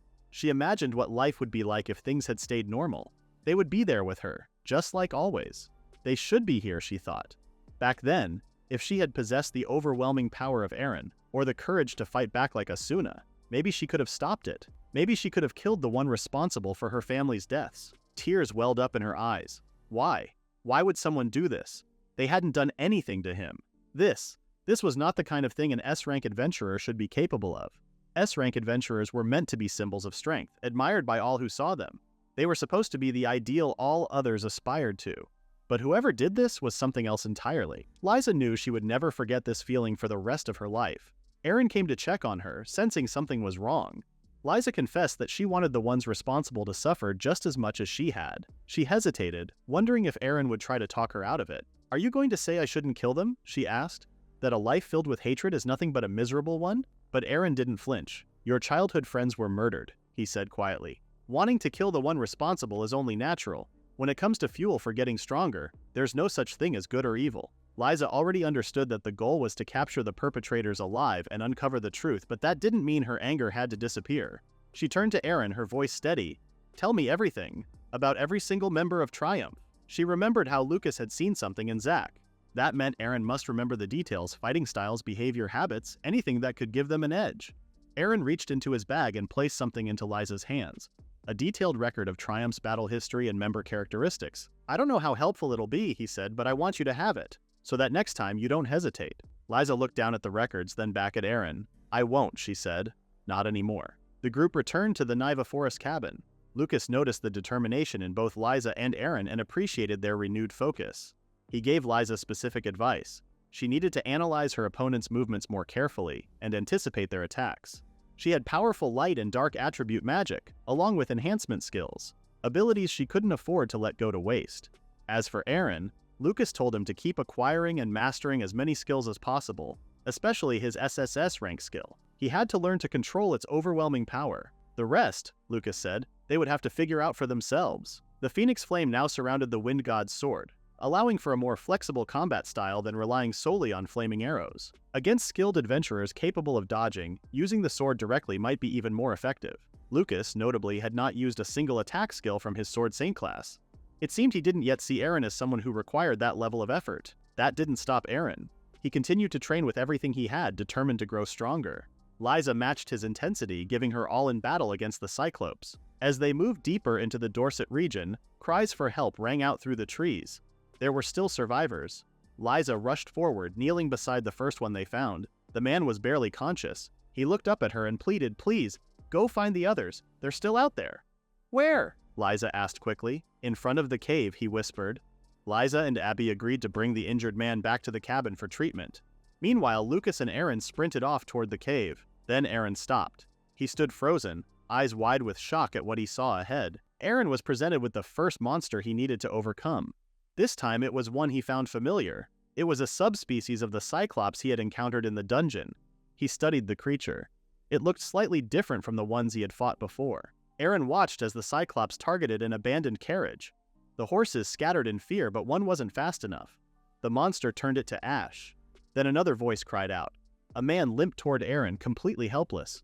Lucas joined the fight, helping Eren confront the fierce Cyclops. He pointed out that its movements had slowed significantly. Eren struck the beast and it reeled back in pain, but the blow wasn't fatal, just as Lucas had suspected. Before the group left Torca, Jade had warned Lucas that the dungeon boss was believed to be a Cyclops, but what they found there had been unexpected, an entirely unfamiliar species. And they hadn't come alone. The Cyclops had moved in a pack. None of their usual attacks had worked. Eventually, through coordinated effort and the power of the Phoenix's flaming arrow, they had brought the beast down. The spirit core of the Cyclops subspecies was secured. Lucas gave Eren a glance of approval before they turned back. Meanwhile, Lysa and Abby were leading the villagers toward the forest entrance. Their priority was getting the injured to safety. They feared running into more monsters, but Lysa stayed confident. They would make it. She reassured herself that nothing mattered more than protecting the people now. Then came a sudden strange sound. Lysa gasped. The trees were turning to ash, and something hit her. It looked like bullet casings. She recognized them immediately. Silver had always preferred using strange, custom-made weapons, black market guns, far more advanced than the typical types found across the region. As Lysa began to fall, her thoughts flickered back. She remembered one key thing about those weapons. They could fire in rapid succession. The bullets came rapidly, and Lysa needed to think fast. The gunman was getting closer and closer, raising his weapon. They knew that if even one shot hit her, she would turn to ash. The gunman decided it would be best to keep firing at random, knowing that trying to block the bullets would be completely useless. It was then that Lysa jumped up, dodging the gunfire. She was always up for a game of tag. With a swift move, she slimed the gunman, forcing him to his feet. Thanks to Doggy's muscle training homework, she made it just in time. Before they had left for the investigation, Rand told Abby that she was the only one who could use transformation magic, and that it could serve as a distraction. Rand asked her to protect them with her power as a fellow spirit, reminding her that turning into bits of ash was harder than taking on a human form. Abby did her best to protect them, expelling slime in all directions. She continued to hold back the gunman until Rand finished him off using her Shadow Claw skill. They soon recognized the gunman as Musketeer Gil, an adventurer who had once been in the same party as Silver. Lysa quickly realized that it couldn't have been Silver alone. Slime had transformed into her, pretending she had been shot. And thanks to their storage ability, both she and the injured man were able to hide. They even managed to steal most of the enemy's ammunition. Lysa called for Slime to store more supplies, and it became clear that Musketeer Gil shared the same ashen skill as Silver. Lysa fought back bravely, but suddenly the gunmen vanished. Eren called out to her, explaining that Gil possessed both strengthening magic and stealth. The stealth ability allowed him to erase his presence and snipe from hiding. Their options were either to eliminate all blind spots or find a way to disrupt his vision. His bullets should be running low too. Suddenly, Eren shouted for Lysa to watch her right. She dodged quickly but knew she needed to test how much she could do with her attack magic. She wasn't as skilled as Eren or Asuna, but she had to keep going. The gunman finally ran out of ammo, and Lysa knew this was her chance. She activated her skill boost, and the spirit user's power began to surge. An enormous protective sphere surrounded her, deflecting every bullet that hit. Eren joined in, activating the Arcana caster's spirit core and forming the ultimate barrier. Then, out of the corner of her eye, Lysa saw something. "Armano!" she breathed. A heavy thud followed and everything went silent. She had found him. The party, while investigating the ashification incident in the forest of Neva, was interrupted by an evolved Cyclops. While Lucas and Eren fought to subjugate it, Liza and Abigail were ambushed by Gil, a gunman from the S-Rank party Triumph. At that desperate moment, the one who appeared before them was someone they never expected. Eren launched his ultimate barrier, and thanks to Liza's skill enhancement, the barrier was upgraded to its highest level. Eren knew he could never have reached such strength with his own power alone. Not only could it block an S-Rank adventurer's bullets, but its range was even greater than Armano's barrier. If Armano were still alive, it felt as though his spirit was living on through Eren, representing the future of spellcasters that might one day come to pass. Liza saw how fast Gil was moving and knew they needed to act quickly. If they were to stop him, it had to be now. But a sudden growl from nearby froze her in her tracks. She found herself face to face with not one but 3 Cyclopes. To make matters worse, they appeared to be evolved forms. She had no idea how that was even possible, but she didn't hesitate. Determined, Liza told Slime that they could capture one and turn it into the guild. She swiftly activated her Shadowclaw skill, promising not to let the Cyclops interfere with Eren's fight. She called out to him, warning that Gil possessed replication as well, and that if he got hit by a bullet, he would turn to ash. Eren immediately understood what that meant. Gil had been granted more than just the Ash and Ruin skill. Liza told Eren to leave everything to her, and Eren replied that he was counting on her. He was certain now. There was someone or something that could grant multiple skills, and that person was Gil. Eren finally came face to face with Gil and told him that he had heard from the Guildmaster that Triumph had gone missing. He demanded to know what happened to the rest of the party and why Gil was doing this. But no matter how much he tried to reason with him, Gil didn't respond. It was as if he had no will of his own, fighting only to kill. Eren noticed strange marks on Gil's right arm and wondered if removing them might bring him back to normal. He activated his stealth skill and reminded Gil that he always hid to the right. Gil chuckled, saying he had never thought about it before. A phoenix arrow suddenly streaked across the air, followed by a rising wall of thorns. In an instant, Gil was completely bound by the vines. Eren raised his sword, promising to sever the granted skills once and for all. With one decisive strike, Gil was defeated. Coughing up blood, Gil looked broken. Eren could only wonder what was going to happen next. Was Gil's gun skill truly Ash and Ruin, or was it something out of control? Gil looked at his weapon and muttered that it had been incredibly useful. The others told him that if he was going to rely on such a dangerous weapon, they wouldn't allow him to stay in their group. Gil understood. He explained that he had bought the gun off the black market, but that he also had his own skills. When he asked if they wanted to see them, one adventurer told him to leave before anything went wrong. Gil recounted how he had once quit the army to become an adventurer. One of the men asked if he was the gunslinger who left the military and rose to S-rank status. Gil confirmed it. Seeing his potential, the adventurer asked him to demonstrate his shooting. Together, they hunted a giant bear. The adventurer asked if aiming for the head would have been better, but Gil explained that with enhancement magic, the heart was a surer target. The bear's skull was too thick after all. Impressed, the adventurer asked if Gil would join his party. Gil asked if he was serious, even with his strange weapon. The adventurer told him he didn't care as long as Gil could handle himself. Gil's eyes lit up as he accepted the offer, asking for the man's name. From that moment on, he decided he would follow him forever. Now, lying on the ground, battered and bloodied, Gil could hardly believe where he had ended up. Eren knelt beside him, asking why things had to turn out this way. Someone mentioned Zack's name, but another quickly replied that Zack wasn't there. Eren pressed for answers, shaking Gil's body. Gil struggled to speak, saying that only a spirit user could stop him. Eren froze. How did Gil know that he was a spirit user? Only the Guildmaster and the members of the investigation party knew that. Gil coughed, telling Eren to hurry. Silver was probably heading for Rochelle. He admitted that he had been ordered to kill them all. Eren demanded to know who gave the order, but it was too late. Those were Gil's last words before he passed out. Eren hit the ground in frustration. Gil had barely been conscious before that, and Eren could only assume that Silver was in the same state. He recalled Gil's words, that someone had sent him to kill them, and realized that this same person had once hired Armano to defeat him during his A-rank exam. Once Armano was no longer useful, they sent Silver to finish the job. Eren clenched his fists. Whoever was behind this treated people like disposable pawns, and he was not going to let them get away with it. He stored Gil's body away and was soon met by Abigail, who told him she had captured the Cyclops. She asked if he was alright. Liza arrived, asking what happened to Gil, and Eren told her he had placed him into storage. He still sensed Gil's faint presence, but couldn't believe he had actually defeated an S-rank adventurer. Liza smiled, relieved that she had also survived Gil's ambush. Lucas commended both of them, saying they had grown much faster than he expected. Eren thanked him while Liza, surprised to be praised, chuckled and told Eren she was still nowhere near his level. Lucas urged them to head toward Rochelle. Liza asked if Asuna and the others were already there, but Eren's mind was on Silver. He was determined to uncover the truth behind everything, and to make sure everyone made it back alive. Before Gil's arrest in the forest near the town of Rochelle, Karen was busy following a trail of blood. She knew that letting Eren and the others go was not an option, but the trail led away from Rochelle, and she had no idea what was happening. She should hurry and regroup with Asuna and the others, yet she could not shake the thought that there might be survivors who had not turned to ash. She flew over the wasteland, noticing how overgrown the forest had become. It felt like something might come out at night. Suddenly, some movement rustled a nearby bush. She shouted, asking if anyone was there, and then she saw something she did not expect. She hurried to Asuna and Ran, who asked if there were more Cyclops ahead. Ran said no, but she sensed human scent, 2 people by their smell. Ran seemed to have smelled the scent somewhere before. Then Asuna looked up and saw a girl. It was Claire, the Torca Adventurer Guild receptionist. Asuna smiled, glad to see a familiar face. Claire explained she had been chased by a monster and had run here, though she had helped deal with the Cyclops. She asked what Asuna and the others were doing here. Claire said the townspeople had been turned to ash, words that made Asuna go pale. Claire added that they had planned to pass through Rochelle on the way back to the guild, but a variant of the Cyclops attacked them. It looked just like the one Asuna and the others had faced in the dungeon. Asuna's eyes widened. The monster from before. The one their attacks had barely scratched, had it really appeared again?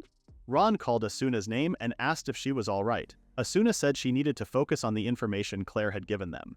That meant Silver probably did not attack the city of Rochelle. On top of that, the variant did not use steel. It had a petrification skill that turned people to ash. There were too many similarities to ignore. Asuna asked Claire if she could tell everyone in Torca what she had seen once they returned. Claire was hesitant, but Asuna reassured her she would explain everything back at the guild. For now, they needed to get Claire somewhere safe. A few moments later, Rand shouted for Asuna to come. They were in the worst possible place at the worst time. Silver appeared, axe in hand. Asuna told Rand to take Claire and run. She would stay and hold him off. She instructed them to get back to the city of Torca, knowing Claire could not make it alone. Ran hesitated, unwilling to leave Asuna alone. She would not let this end the same way it had with Armano and the others. Ran activated wind pressure and vowed to return alive. Asuna agreed, and together they left. Silver was a spear expert and a member of the S-rank party Triumph. It took one look to see he was not himself. Asuna activated Water Prison, determined to keep Silver from controlling the battlefield with his spear. If they let a spear expert keep his distance, they would be at a huge disadvantage. Asuna knew it was risky with his Ashen ability, but she would force him into close combat. Ran jumped in to attack, promising to capture Silver alive. She fought with everything she had and began to dominate the battle. Silver blocked and powered up, using brute force to cover both long and short range. Ran recognized his style and remembered his fist, and then she realized what this power really was. It was far stronger than before. Ran warned Asuna to watch out as Silver tried to strike from behind. Asuna jumped to Ran's defense and was hit. She swore under her breath and knew that killing him might be easier than taking him alive at this rate. Ran told Asuna to stay hidden. She would arrest him herself, but Asuna knew she could not let him go this time. She kept pressing, refusing to back down. Asuna's mind drifted back to when she first joined Triumph. She remembered introducing herself as a magic knight and meeting Gil first. Dina, the party mage, had teased her about being an elf, and Asuna had laughed. Silver had introduced himself as a spear expert and promised to help if she ever needed it. He had been kind to her from the start. She remembered their first huge hunt, Dina trying to collect monster scales and the party's camaraderie. Silver had once told her why he joined the party. He respected Zack's pursuit of strength. Teamwork felt more effective than working alone, and he wanted to support his family. He even showed Asuna a picture of his little girl. Asuna had told him about her dream and why she became an adventurer. Torn back to the present, Asuna remembered why she could not die. When she saw the fake death report for her and Eren, she had been heartbroken.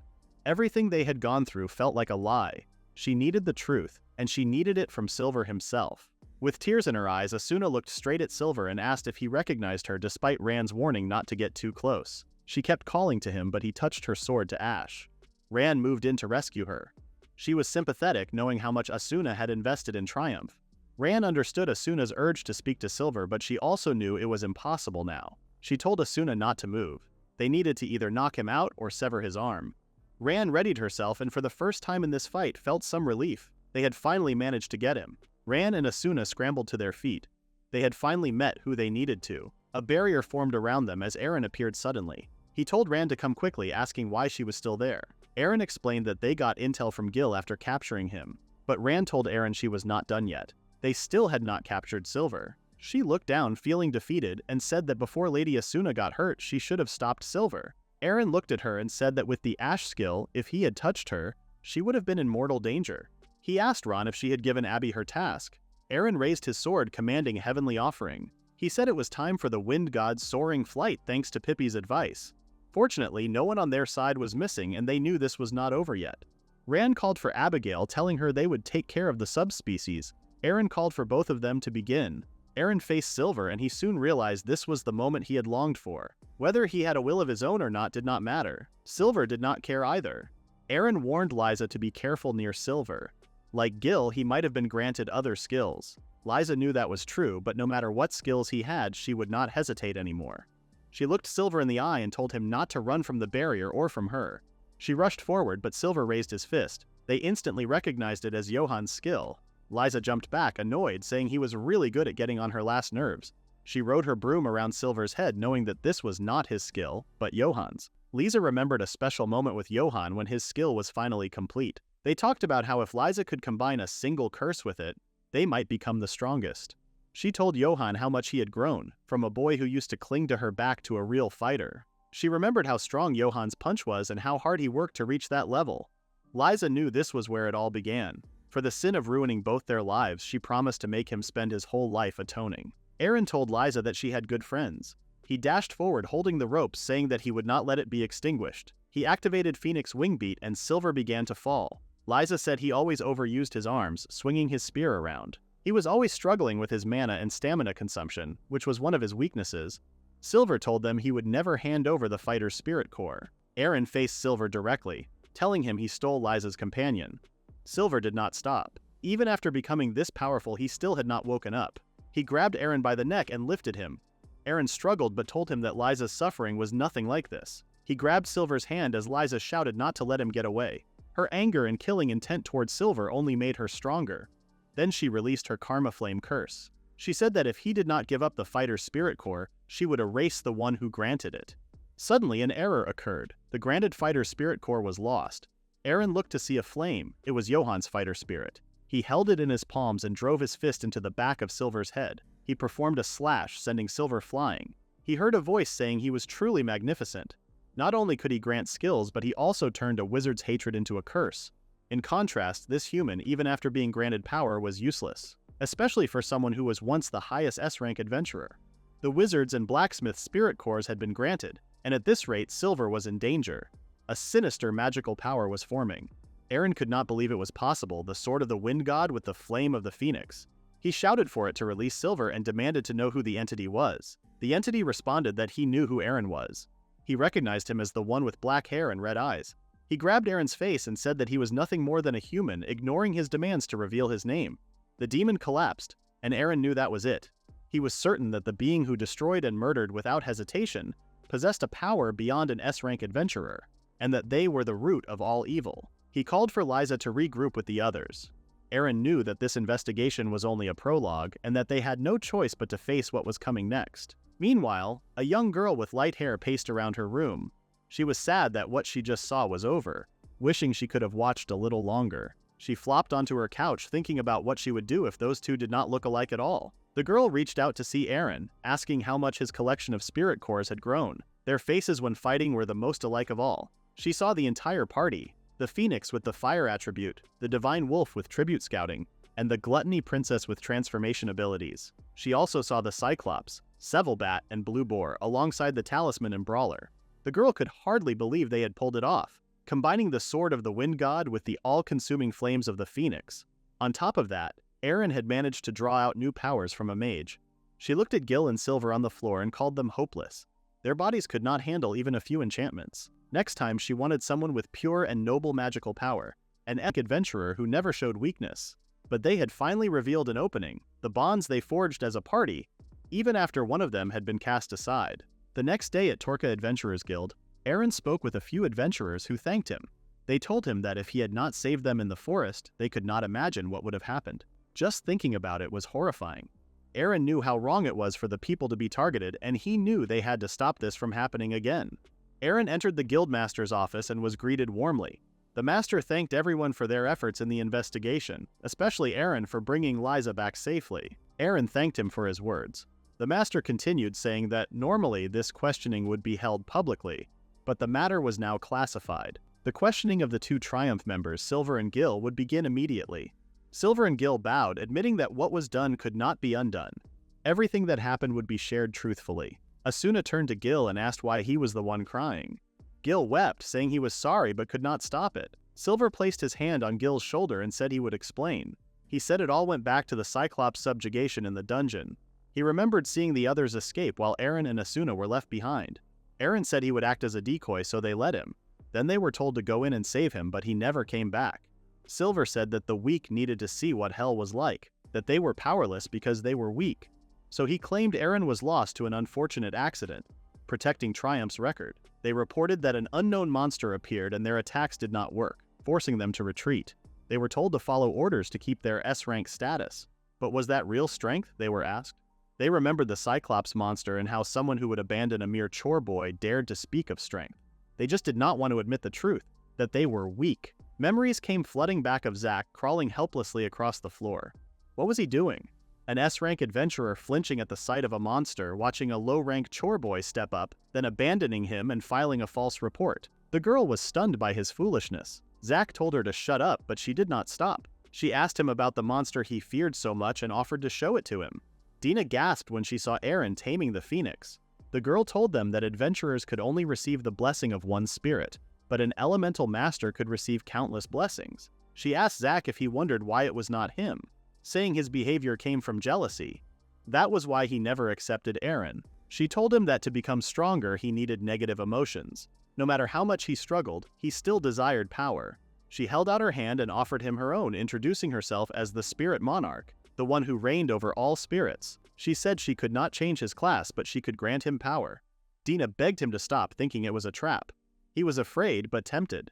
They explained how they tried to follow, but were separated almost immediately. They saw Silver granted the powers of Ash, but slowly losing himself. The monster was the one who attacked the town of Rochelle. But why attack innocent people? The one who turned Tempest to ash was Silver. Gil sobbed again, saying he saw the whole thing. Lisa witnessed Johann's death and he was sure it was the same for Armano. The master said that regarding the attack on Rochelle, one of their receptionists had also witnessed it. Ron asked if they had spoken to the receptionist, but the master said the matter was confidential. Gil said he was ready to accept punishment and apologized to Asuna and Eren. Silver looked at Asuna, but she refused to speak to him. The master said they preferred to decide the punishment but were open to other opinions. Silver was supposedly controlled by ashes, but Liza's companion was dead. She raised her wand and whispered, "Curse of the karmic flames." Silver told her to kill him if it would make her feel better. Liza held his chains and made him pledge his life to helping Eren. If he did not, she would die too. She said that killing him would make her like him, and she wanted to remain an adventurer, so she would not do it. Whether Silver held the pledge or not did not matter. If he had the will to start over as an adventurer, her life would be spared. She left the final punishment to the guildmaster and asked for Eren and Asuna's thoughts. They both agreed. The two members of Triumph were handed in. Outside, Liza told Lucas about the Spirit Monarch and how she seemed interested in Eren. Lucas wondered why she would hide the fact that Eren was an elemental master.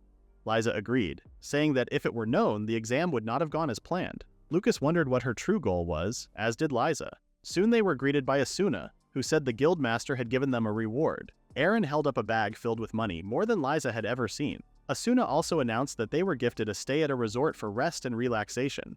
Karen and Abigail squealed with excitement, changing into tiny bikinis and asking Eren if he was joining them. "I'll see you there," he said. The party arrived at Tolka Adventurers Guild's underground chamber, where they were met with a subspecies of Cyclops. Asuna raised her sword and Karen prepared for battle. They were joined by Lucas and Gil as well. Gil asked Eren if he could use ashes too, and Eren told him that he earned it after defeating the subspecies. He asked if Eren really could feel nothing, and Gil questioned if he did not feel like his body was not his own or that he was losing control. Eren responded that he could not feel anything unusual so far. Gil understood, knowing that Eren really had become a spirit user. He asked Eren if he noticed, and Eren told him yes. This subspecies could only be affected by skills at SS rank or higher. When he faced the subspecies in the Neva Forest, his skills only worked as distractions at best. That was the first time he had ever experienced such a thing since becoming an adventurer. Eren's SSS skill, the Phoenix Arrow, and Ram's SS skill, Divine Gale Flight, were enough to defeat the subspecies. Eren told him that no matter how strong or skilled, even an S-rank adventurer could not fight evenly against a Cyclops subspecies. The same was true for Triumph. It all began in the dungeon. Liza asked if that was where Eren awakened as a spirit user, adding that she did not think it was a mere coincidence. Silver explained it was the Spirit King who granted them ashes. He had never seen a skill like that before. The Neva forest was teeming with monsters, piecing it together. Liza and Abby preserved the incomplete subspecies, and Karen discovered a monster corpse in a cave. If the opponent had the knowledge, experience, and physical abilities of an S-rank adventurer, then combining these facts with a little deduction, Eren turned to the guildmaster and said there was something he needed to ask. He asked him to analyze the subspecies and the corpse that Karen found. Even with trace samples, if any human tissue was detected, his theory would hold. The attack on Rochelle was not just destruction. It was to make people think that the entire population had been turned to ash. That way no one would notice if some were abducted. That was the cover for experiments or merging humans with monsters. The guildmaster asked Eren what he was saying, and Eren continued that the worst possible outcome would be an existence stronger than a subspecies, possessing the intelligence and abilities of S-rank adventurers being created. Silver told him they would conduct multiple prototypes before completion. Eren wanted to help break this chain, as did Liza, who told him she had an enhancement ability skill so she could strengthen other adventurers. The guildmaster was also open to the idea. He could not believe how much Eren had changed, from being just a boy who could tame a wolf and run errands. Now, he was a leader leaping into the heart of danger. He possessed a power even beyond a spirit user. Gil told Eren he wanted to talk and needed to get straight to the point. He asked him what he thought of Zack. Of course, Zack was cruel and a bully to Eren, so he was surprised when Gil asked him to save him, or at least use some of his strength. He explained Zack was someone worth respecting, and Silver added that he thought so too. But between Eren, who did chores, and them, the adventurers, the time and relationships they shared as Triumph should be different now. Silver bluntly told Gil that it was up to Eren and Asuna to decide what they should do about Zack. The truth was, Eren would not know what he would do without Ran and Asuna. Now that he had become a spirit user, he felt like he understood everyone's respect towards Zack. He remembered fighting a kobold and how he froze in fear. He remembered Asuna jumping in front of him. It was the accumulation of experience that counted. There would still be a lot he did not understand if he had not become an adventurer. So as long as Zack was with the Spirit King, he had no choice but to follow his traces. He wanted Gil and the others to cooperate and told Gil that if he cared about Zack, then he needed to do that. Silver and Gil agreed, with Gil mentioning the curse Liza had put on him. He needed her to live. But Gil was struggling without his beloved gun, and Silver suggested he use another one. Yet Gil could not get his original gun out of his head. So Eren did something. He generated a gun identical to the one Gil originally had. Gil took it, ecstatic. Eren was glad he could do it for Gil since everything turned to ash that day, and he did not think it would be possible. Gil embraced him with tears in his eyes. They laughed and messed around, Ran calling him an insolent fool. Gil told her if it was Ran, it must be her. Even though she was in human form, he had a sense of deja vu. Eren explained that Ran was a wolf he used as a tamer spirit, but she evolved into a divine wolf spirit, meaning she could also take human form. Gil found it amazing, and Silver told him there was a phoenix too. Gil was amazed that Eren was capable of such magic, joking that maybe his small size helped him. Silver scolded him for being rude since Eren was a guy after all. Ultimately, the party agreed to work together and cooperate, but Ran still held a few grudges. She mentioned how she opposed bringing Eren back to Triumph. Zack had submitted death certificates and forcibly expelled Eren and Asuna. Silver was not too sure what she was talking about, but Gil said he had left by that point. After the subspecies subjugation, Zack and the rest followed the Spirit King, but Ran did not stop there. She asked how they had time to go back to the guild reception. She told Eren to listen. After the subspecies subjugation, even though they confirmed their survival right before their eyes, the death certificate was accepted. She said if survival was confirmed, the death certificate should not have been accepted. She mentioned she encountered someone in Rochelle and the person told her about the Cyclops. It was similar to the ones Asuna encountered in the dungeon. Eren asked who this person was and Ran told him it was Claire. Ran was not done yet though, she had a proposal. Meanwhile, Karen, Abigail, and Asuna enjoyed their time at the resort. They played in the sea, which was pretty cold. Suddenly, Abigail went missing, and Karen panicked, hoping she hadn't drowned. A sudden gush of water splashed up, and a fish landed in Karen's hands. Abigail appeared from diving, asking Karen if she had never seen a fish before. Asuna checked out the fish, and the girls spent the rest of their time happily at the beach. Outside the Tolka Adventurers Guild, Eren showed the girls their reward. When they succeeded in missions, they were given coins that could be used to buy materials, food, or clothes. 1 gold coin was equal to 10 silver coins. The girls squealed, planning to spend their earnings at the resort. Abigail was thrilled and declared she would manage the Eren Bank. Karen was excited to wear her bikini, teasing Asuna that she should have bought one too. Abigail scolded her for carrying her sword to a resort. but Asuna said it would be bad if something happened. The magic sword she had been using was reduced to ashes by silver.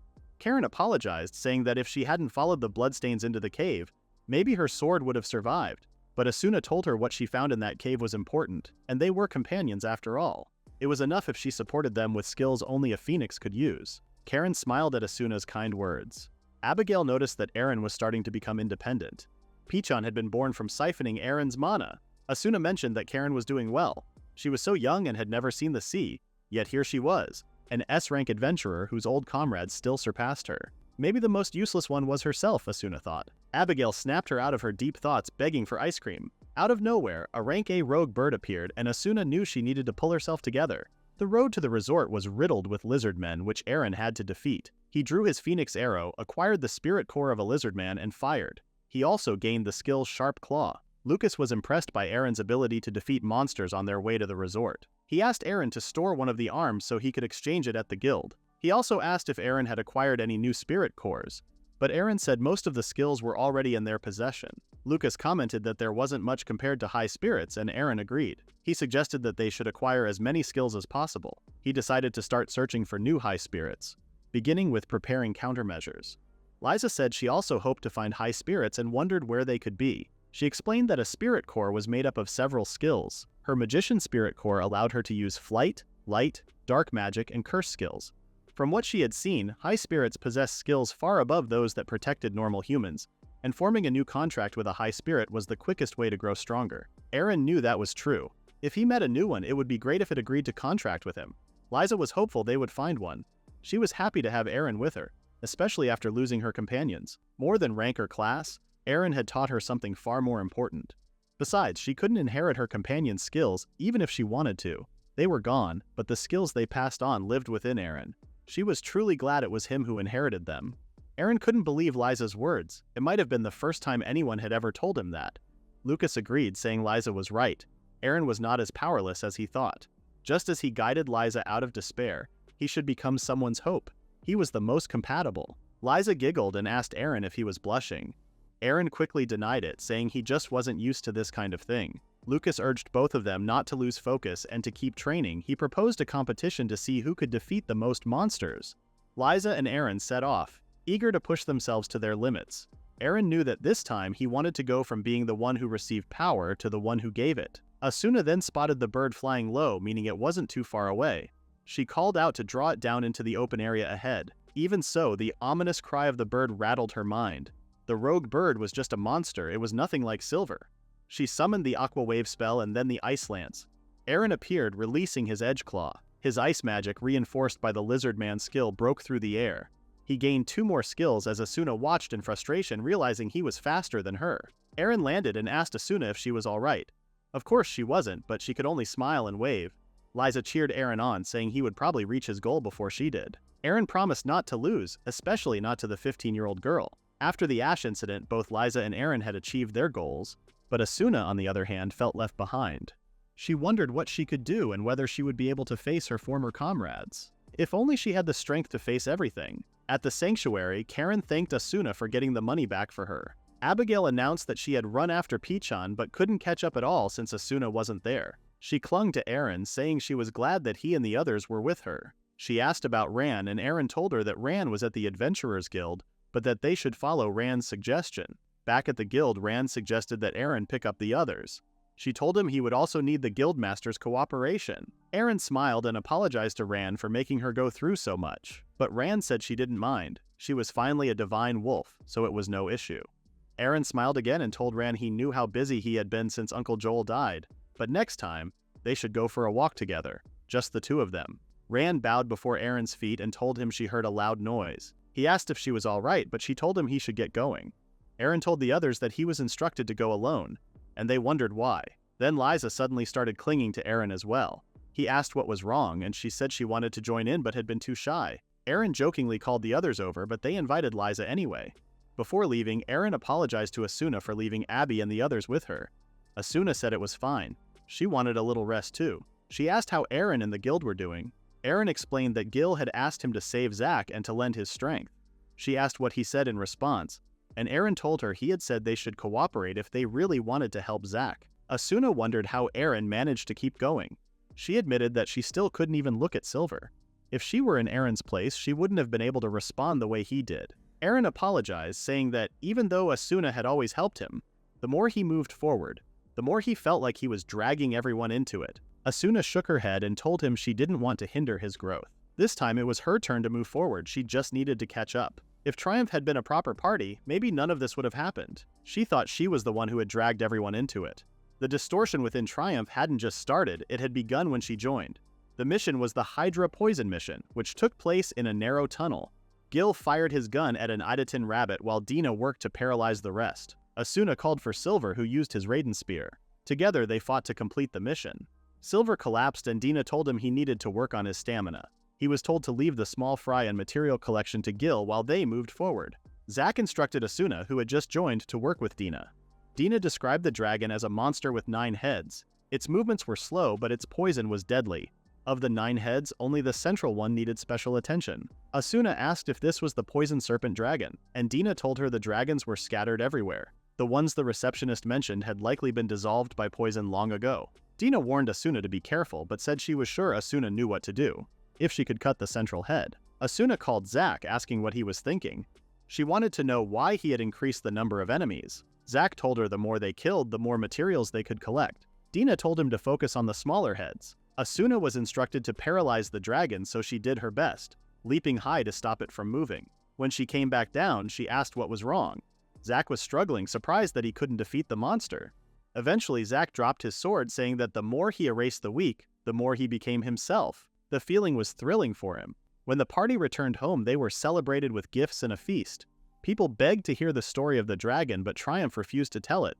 Although they were strong, they were poor company, doing little with their fame or money. After the feast, they were given 3 subjugation missions and told to gather at the gate at sunrise. Gil asked Zack what he was doing afterward, and Zack replied that he was going on another hunt. Silver asked if he could follow, and Zack told him to do as he pleased. Dina agreed to take the poison serpent dragon's venom to experiment with the masters. They waved her goodbye until morning. Asuna prepared her equipment for the next day, determined to do her best. As a magic knight, she sharpened and enhanced her weapon. She looked at her teammates with determination, knowing she couldn't afford to lose. Although Triumph's members were perfectionists, she was inspired by their enthusiasm. They avoided drinking or pleasures, finding battle to be their greatest joy.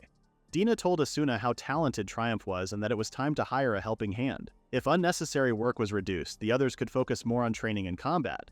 Thanks to the guild's introduction, they hired a support member for the first time. And from that point, Triumph began to change. The first Eren boy was treated poorly, even though he admired the party's skills. Zack punched him and insulted him cruelly. Asuna rushed to defend the boy, but Zack didn't care. The cycle began. Each Eren boy eventually quit, unable to handle Zack's behavior. Dina suggested hiring someone more skilled next time, but Silver said no one with skills would accept such a low position. Asuna reluctantly suggested working more closely with the hire, but her words were ignored. Zack refused to be friendly or adapt to menial work. Dina agreed with him. Asuna asked if Dina had a goal too, and whether strength was truly the only way to achieve one. Dina said that surrounding yourself with strong people was the best way to improve. Zack added that by observing the mindset of top-class warriors, you could steal their methods and grow stronger yourself. That, he said, was how success was born. Dina agreed, telling Asuna that mindset had taken her far.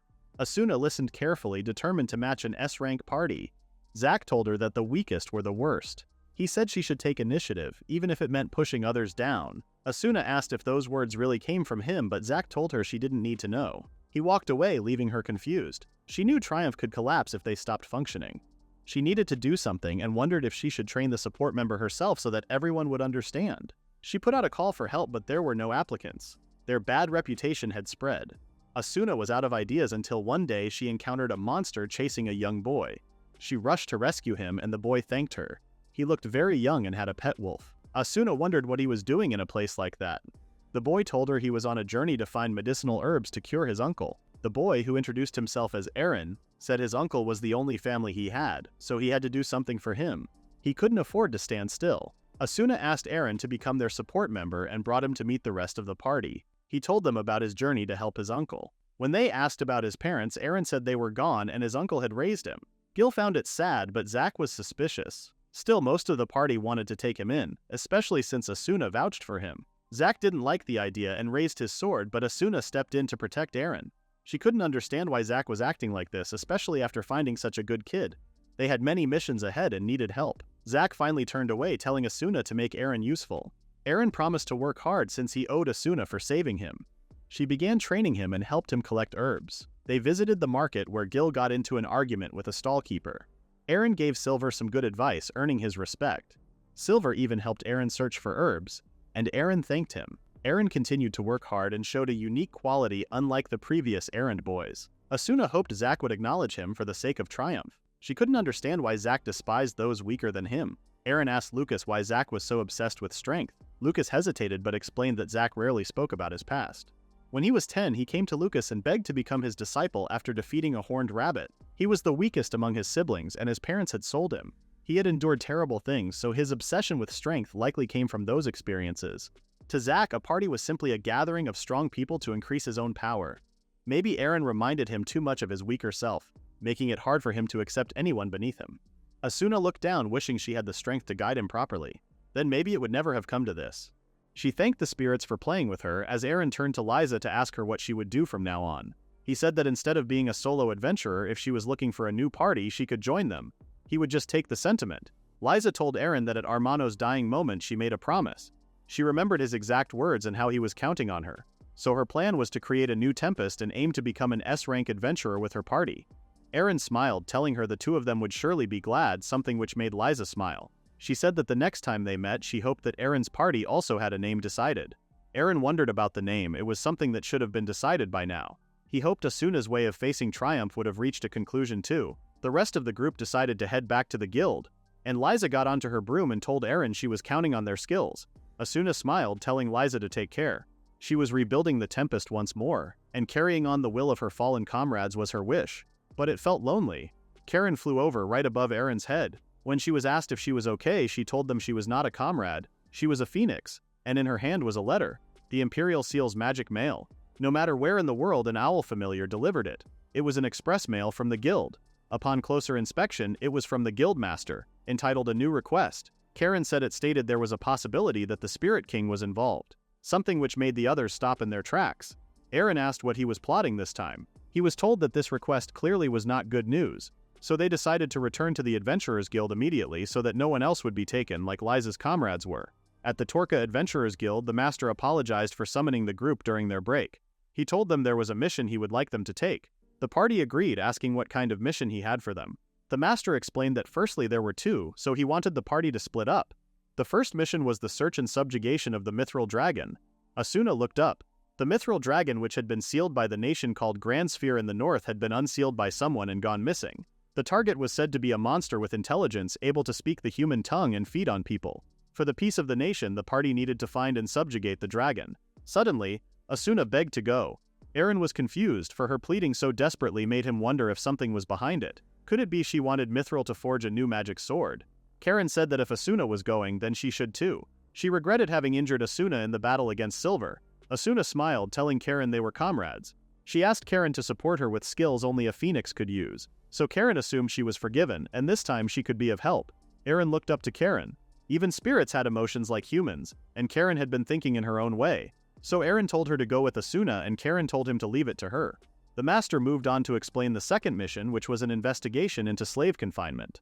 Recently, poor folk deceived with promises of work had been enslaved and confined, according to information from escapees. The one who requested the investigation from the guild specifically asked for Eren to come along. Eren wondered what that meant. When he was told that, he was handed the request form, and upon reading it he was shocked. It said, if you want to know about the Elemental Master Spirit User and the Spirit King, then a Spirit User must participate in the investigation. 2 days later, at the northern slums of Stelza, Eren was taken. He was to be captured at the job placement office. For the sake of infiltration, he would become a slave and rendezvous with the client on site. Eren thought that this would be a good way to learn the truth, but it might be a trap, so he needed to stay cautious. Both the client's true identity and the reality of the slave confinement, he would expose them himself. Hell was breaking loose in the confinement. A boy found out they were tricked and ended up attacking. They hit the boy, telling him to move it, calling him a fool, saying he was so easily tricked and that was why he would always be a pauper. The boy cried as he was tortured. He wondered why he was so miserable and pathetic. But then he saw a face who told him to trust him.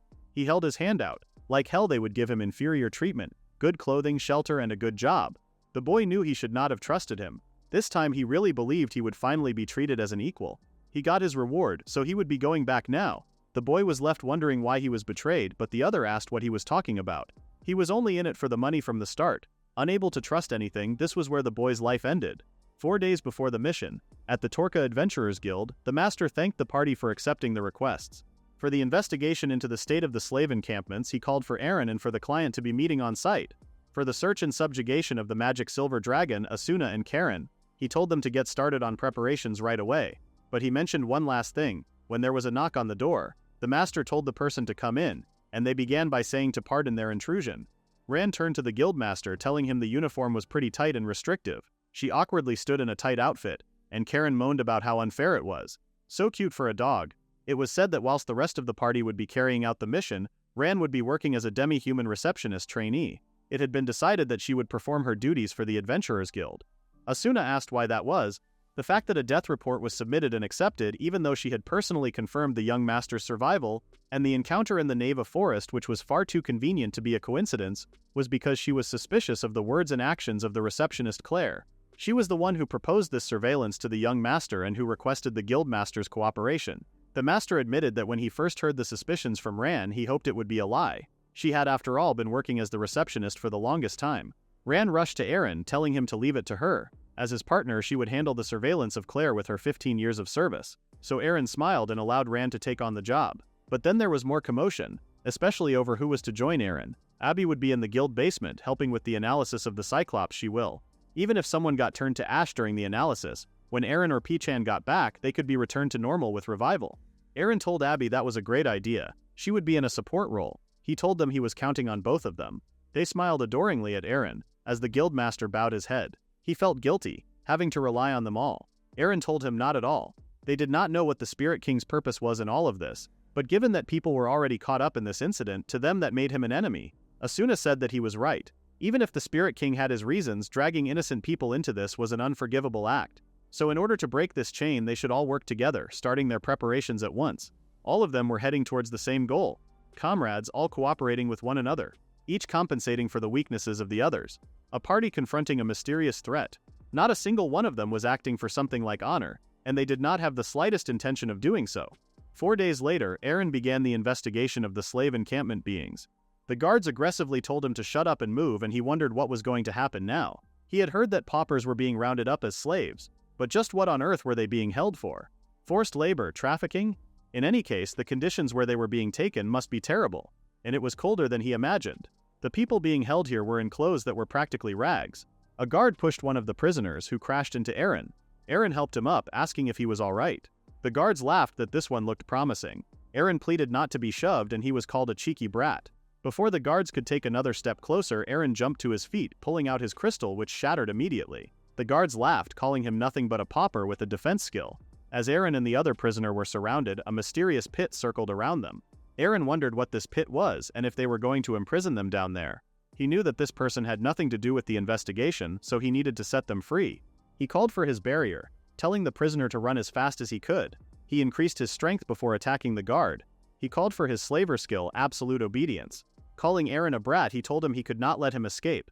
In 3 days he would be as good as dead anyway. Suddenly Eren felt like something just flashed past in front of him. Someone gripped hold of Eren's hands as he fell. Why was this person following him?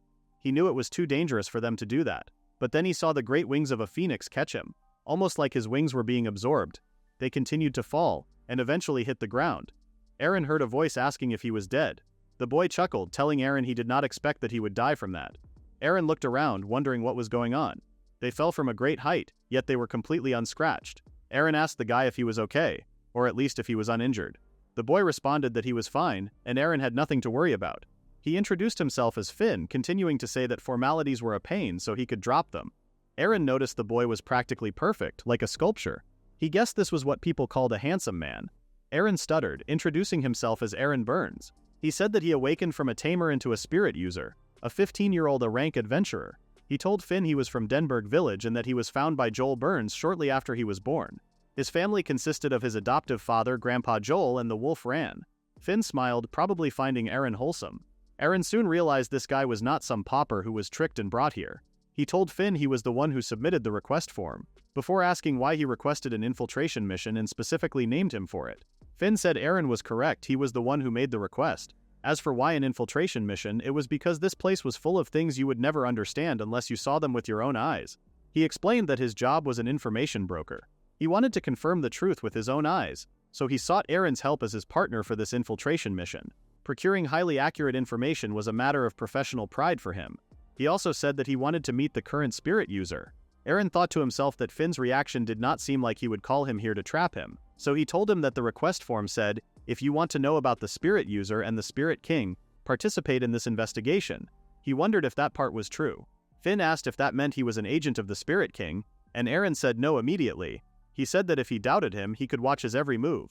But besides what he wrote in the request form, this was the truth.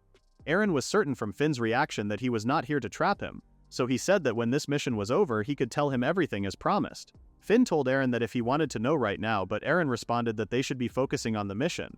There might be people suffering here, so they needed to find them quickly. Finn told Eren he was damn right about that, so they should get searching immediately. He wrapped his arm around Eren's neck, who told him it was pretty difficult to get started when he put him in a headlock. Finn laughed, apologizing. They walked through the tunnel, needing to be careful. Not only was it dark, it was freezing too. Eren wondered what was going on and why the phoenix's flames were weaker than usual. Suddenly they saw something. A collection of bodies. Eren's eyes widened at the state of it. They hardly looked human, with blackened and swollen limbs. The bodies were so emaciated, their bones sticking out. It reminded him of his poor uncle when he was sick. Finn saw Eren looking like he had seen a ghost. He asked him if he was scared, before explaining they suffered from frostbite. If they were left here, they would die.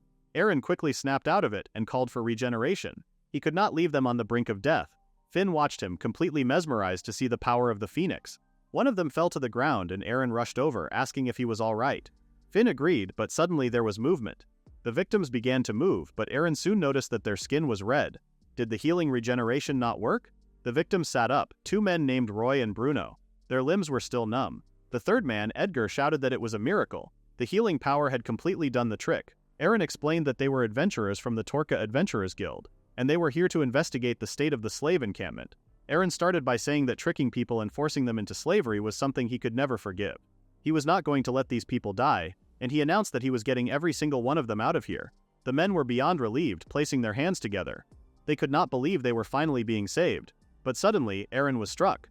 Dante said that it was easy for him to say that he was not going to let them die. Even if they managed to escape, deep down they knew that their lives would not change. Dante told the rest that it made no difference whether they lived or died. He apologized to Eren for his attitude. It was just that what these people were saying was not wrong. Supposing they could escape, the fact that nothing would change in their lives as paupers was the sad truth. They did not have well-paying occupations, and even when they could find work, they still had taxes to pay. Things like hope to live or a future, they simply did not have them. Finn told Eren it seemed like there was a much deeper story behind this whole slave operation. But for Eren to complete the investigation, was that all he could really do? The only one who could decide they wanted to change and take action was themselves, after all. But you could at least become the reason they started thinking they wanted to change. Even if Eren was the one who decided to use his spirit user powers for others, who was it that gave him that catalyst? Eren looked up. He had spent his whole life thinking only of curing his grandfather's illness. He thought things would just stay that way forever. He met an adventurer named Asuna and she gave him a role in her party. As he traveled with them, for the first time it felt like he had a sense of self and he began to want to change. He was who he was today because Asuna guided him. So he made a decision. In order to accurately convey the horrific reality of this encampment, he would have them become witnesses. And the more witnesses, the better. Just as Asuna once guided him, he wanted to become a source of strength for these people. For all those who were dragged into this and for the sake of their future. To investigate the actual conditions of a slave confinement, Eren disguised himself as a poor person and was taken in as a slave. The infiltration was successful. But of course, hearing what the slaves had to say, how they pitied their lives to the point that they had no motivation to change their situation. The inmates all seemed to have quite strong personalities, and Eren had already hit his first wall. In the midst of all this, the ones being cooperative were the client who requested the investigation of containment conditions. Information broker Finley. He told Eren he would follow whatever he decided and said it was great working with him. And Edgar, a counterfeit artist who was one of the poor slaves, he told Eren he also owed him a debt for saving his life, so he agreed to cooperate with whatever he could. Eren thanked both of them with a smile. He said that first there were a few things he wanted to confirm, before asking if they could go back down to the magic circle. The others spoke about Eren, speculating if he was actually an adventurer. They discussed that he must have considerable skills, since he had been assigned a mission like this. They said that if they got on his good side now, maybe they could get work from him. but Dante told them to forget it. He said that they had been tricked with promises of work before, which got them into this mess. No different from those brokers who deceive the poor for money and hand them over to the slave traders. Even adventurers would take on a mission like this for money and glory. Dante did not want to be used by someone like that. He did not want to believe in them either. He was both sick and tired of being betrayed. It was said that magic power could be felt from the magic circle, but the others were shocked when they jumped in. Finn asked if the magic circle was already there when Edgar arrived. He said yes, he had seen plenty of magic circles, but not one like this one. As they got closer, they saw a glimmer of movement. Suddenly Karen flew over. Karen then remembered she could not maintain human form. Finn asked Edgar what skill that was, and he was told it was one of the counterfeiter skills, Magic Sight. It was a skill that let him visualize the amount of magical power through color. Karen wondered what was happening to Eren right now. A lot of magical power seemed to be gathering in the collar, but now she could not see clearly. She decided to get as close as possible in this form. Calling for the transformation release and the Phoenix's flaming arrow, Karen bounced back as there was a magnificent blast of flames. She found out that this would not work either, and Finn caught her from her fall. Once Karen was on her feet, she thanked him for catching her fall. When she looked up, she saw Finn laughing, who admitted it was because she was so tiny. But all jokes aside, what just happened confirmed most of his suspicions. What he was about to say would be shared with the information guild he belonged to through his transmission skills. Eren knew that it was an information broker skill, and Edgar commented that with this they could call backup from the outside. Finn told them not to get their hopes up as he was only testing it. He asked his chief if he could hear, and the chief responded about how worried he was. But they soon realized they could not hear properly. Finn looked down in disappointment. He expected this, but this was no good. He could not have a conversation, so they just had to listen to whatever parts they could make out. Finn said there were 3 things he had figured out. First was about the magic circle and the collar. Eren's steel shield was destroyed by the slave trader, and there were several other anomalies too. Finn said that Eren's transformation, the Phoenix's flaming arrow, and Edgar's magic sight were all incomplete. Finn said it was the first time his transmission had ever been cut off. Eren knew he was right. He had a hunch, and now he knew what this meant. Finn said that based on all of this, he thought the magic circle and collar had an effect that absorbed magical power. When you looked at Eren's magical power with magic sight, Edgar said it looked like the magical power was gathering in the collar. Magical power was essential for activating skills, and if it was being absorbed, every time they used a skill they would lose magical power and become unable to move. They needed to be careful how they acted. Eren knew it did not happen anymore, but back when he first became a spirit wielder, he would use too much magical power and collapse or get out of breath. Finn told Eren to be careful, as he was the one they could least afford to have go down. Eren agreed that he would be careful. Finn told Eren he would definitely protect him and that he should not have to worry. Eren was confused. He thought that was his line since he was an adventurer, and next time the slave trader could use a skill called absolute obedience. Finn remembered the one thing the slave trader said. Some kind of time limit was waiting for them. Edgar was called over and asked how many people had been held since he had arrived. Finn asked if there were any women or children. Edgar responded that he thought there were more than 10. They were taken away little by little and he did not know where they went. He also did not see any women or children. If that was the case, the possibility of sex slavery was slim. Even for human trafficking, they would not leave their merchandise until they got frostbite. Finn said that even though he was poor, he was still a person who belonged to this territory, and he had never heard of anyone being turned into slaves and detained like this without permission. First, what they needed to do was figure out why they needed slaves and then defeat those slave traders who were probably just low-level grunts within 3 days. There was no way ordinary people could put this kind of restriction on skills. There was a large organization behind the slave traders and he had a feeling the Spirit King was lending them a hand. He looked up to see Edgar and Eren death staring him and he wondered if he said something weird. But they laughed. As expected, an information broker knew all sorts of things. He told them not to jump to conclusions. He was just thinking things through because it was better than nothing. When Eren read through the request, he was wary that it might be a trap, especially when Finn announced his job was an information broker. He was risking danger to infiltrate and obtain information, so he must really value his work. Either way, Eren thought he could work with him on the investigation. He was super reliable. Eren asked Finn how he became so knowledgeable and admitted he wondered about that. Finn told Eren that if you live long enough, you will learn things whether you like it or not. Eren looked up and smiled. He felt like his expression clouded over for a moment, or maybe it was just his imagination. Eren told them he brought plenty of supplies too, so they should build up their strength first. Edgar looked at him, wondering what he meant. Meanwhile, the guards discussed how the guy with the braids and the kid seemed pretty off, especially how the guy with the braids practically threw his life away by jumping. They shook it off, thinking he was just depressed. They mentioned how the small one, Eren, did not just use strength boost. On top of a barrier, he was using some strange defense skill. They wondered who he was. They never had a pauper like that before anyway, but they wondered what they should do about the 2 outliers. One guard said there was nothing to worry about. They had the magic circle on their side, and when the time came, they had this too. They decided to make a move, but first they needed to report it to the boss. Once they got his approval, they would set it in motion. Edgar and Finn looked down to see a delicious plate of food. They asked Eren if he really did all of this. Eren smiled, telling them to go ahead and eat. It looked like a serious feast, and the others thanked him for bringing all of these supplies. For Eren did not only bring food but cloaks and boots, all enchanted with protection magic. Edgar told Eren his storage skill was super convenient. Fun asked whose divine protection the skill was from, joking if it was from the spirit of the gluttonous princess. Eren laughed, explaining it was from a spirit named Abigail. She evolved from a slime into a high spirit, and she was also super cute. Fun told Eren to eat up before his food got cold, so they all enjoyed the food, Edgar especially. He tried the soup and then the bread, telling Eren his cooking was so delicious that the background even changed. Eren was pleased Edgar liked it. Finn asked Eren that if he could cook this well, then why did he get kicked out of the party? To have this much talent without any skills was insane. Eren said that even if they said that, anyone could cook for themselves. Or at least an S-rank party did not really need to cook for themselves. If you had the money, you could just eat at restaurants and use all the time saved for training. They told Eren that every household needed one of him, and Finn asked if he could call him the house husband. Eren chuckled, declining the nickname. Edgar asked Eren if he cooked for himself often since he seemed so used to it. Eren said he had not, but after his grandfather collapsed, he was always the one who did the cooking. Finn knew the reason this kid was so strangely mature was probably because he had to be an adult since he was young. They continued to eat, and Eren told Edgar there was enough for everyone. Before he could say another word, the others darted over. They bowed to Eren for giving them such luxury. He even had white bread. White bread was something rich people ate. They only got given hard black bread, which you had to soak in soup for it to even be edible.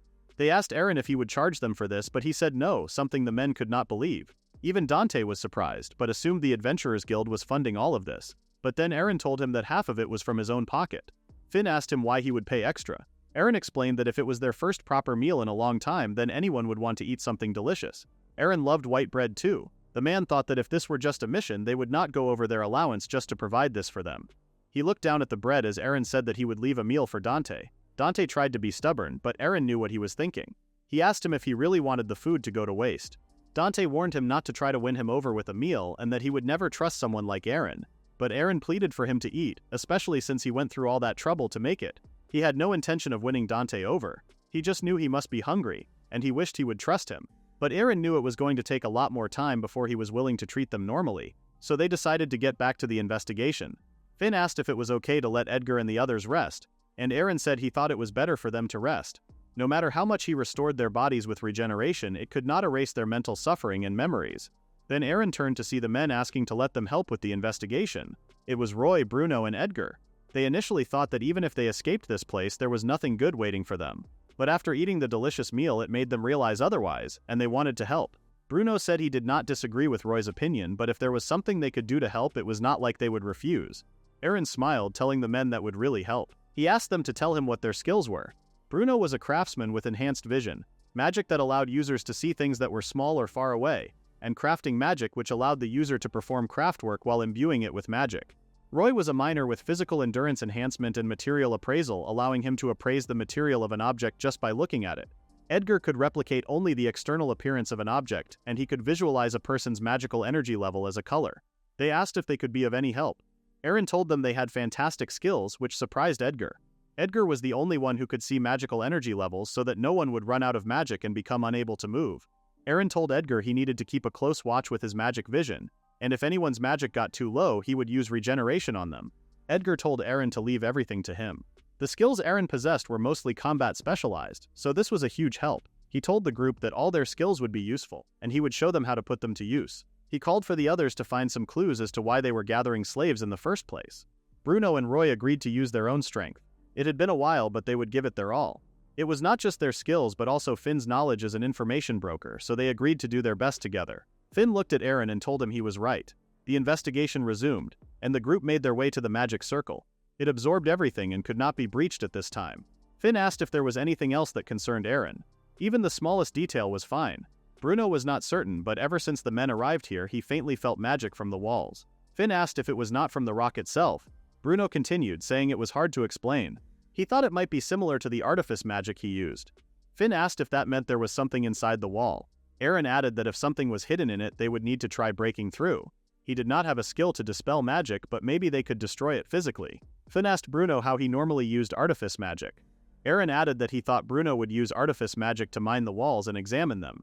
If they could mine multiple spots simultaneously, the investigation would go faster. Finn added that Eren had mentioned they would combine their skills in the investigation. Even if one person had limits, they could pool skills when everyone contributed. Here Bruno was the only one who could use artifice magic. Eventually Bruno told the group he would teach them how to use it. He explained that artifice magic worked by drawing magical seals on talismans or objects. If magic was infused into the seal, it could grant similar effects. If it was a talisman, maybe a talisman used by a talisman practitioner could work. However, the shackle weakened the skill. Bruno said he did not notice because he had not used the skill here. This could mean that a few talismans would not be enough. By increasing the number, the effect could be multiplied. Edgar told them that he could increase the number of talismans using his appearance duplication. Eren smiled, saying he would infuse the magic if Edgar could mass-produce the talismans. It was a plan. The men began to work, and Bruno even wondered when the last time he was needed like this had been. He asked Eren what magic he should infuse into the seal, but then he was asked if he had any skills with negative effects. Eren repeated the question. He meant skills that steal something or have a large cost to activate. Eren told him about Ashes. A B-rank adventurer who underwent the certification test with him was killed by Ashes after an S-rank adventurer was granted it by the Spirit King. Finn asked if that was true. A skill like that was one he would not want to use even once, but Eren told him it depended on how it was used. Back then he could not save the adventurer who died, and he still could not forget that. But he realized that even if everything was reduced to ashes by Ashes, he could restore it using storage and regeneration. If covered by other skills, there were countless ways to use it. He learned that new skills could be created and existing skills improved. Acquiring a skill with negative effects did not necessarily mean despair for him. He asked if they had any troublesome skills, and it went silent. Then Eren's name was called. Preparation was complete. He was told to line up the talismans and release the magical skill he wanted to infuse toward the seal. Eren began after being asked what skill he wanted to infuse. It was Pulverize. Eren leapt into the air, leaving the others watching. They found it amazing. Even the guards above felt the vibrations of the skill. Then suddenly, the wall cracked. The men did not waste any time trying to see if they could find anything.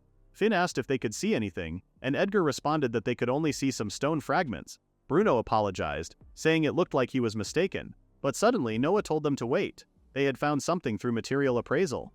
This was magic silver. The wall was just rock, but inside was not. Magic silver was a rare silver that could only be obtained from a magic silver dragon. Eren wondered how it could be found in a place like this. Edgar used his magic vision and told the rest that the magical quantity seemed greater than ordinary silver. Eren thought to himself, did they say silver dragon? The men asked if he knew about it. Before explaining that the magic silver dragon was an SS-rank monster sealed by their homeland, the Grand Sphere Kingdom. That surprised Eren. He thought these people were poor folk from different regions.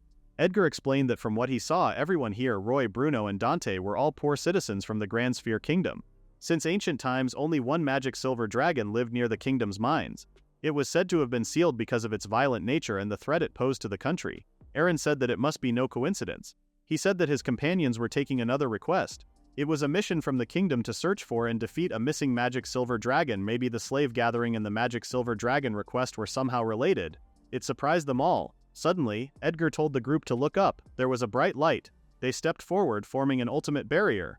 Then the guards appeared. They said they heard the noise and came to investigate, and they had already worked out Eren and Finn's true backgrounds, since it had been noisy since they arrived. He said he intended to deal with them one by one, but he would settle them here and now. The battle began. Eren told them to go back to Dante's position while they could, but then suddenly there was more noise. Omen detection activated, and Finn called Eren to look above. The guard had jumped onto a dragon. Finn wondered if he was truly a slave merchant. Eren noticed the man's pattern. It was not a tattoo, but a skill inscription.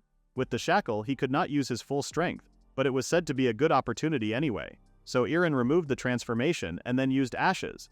He shielded himself and released heavy wind pressure. Even though multiple skills were applied, unlike with silver, consciousness was intact.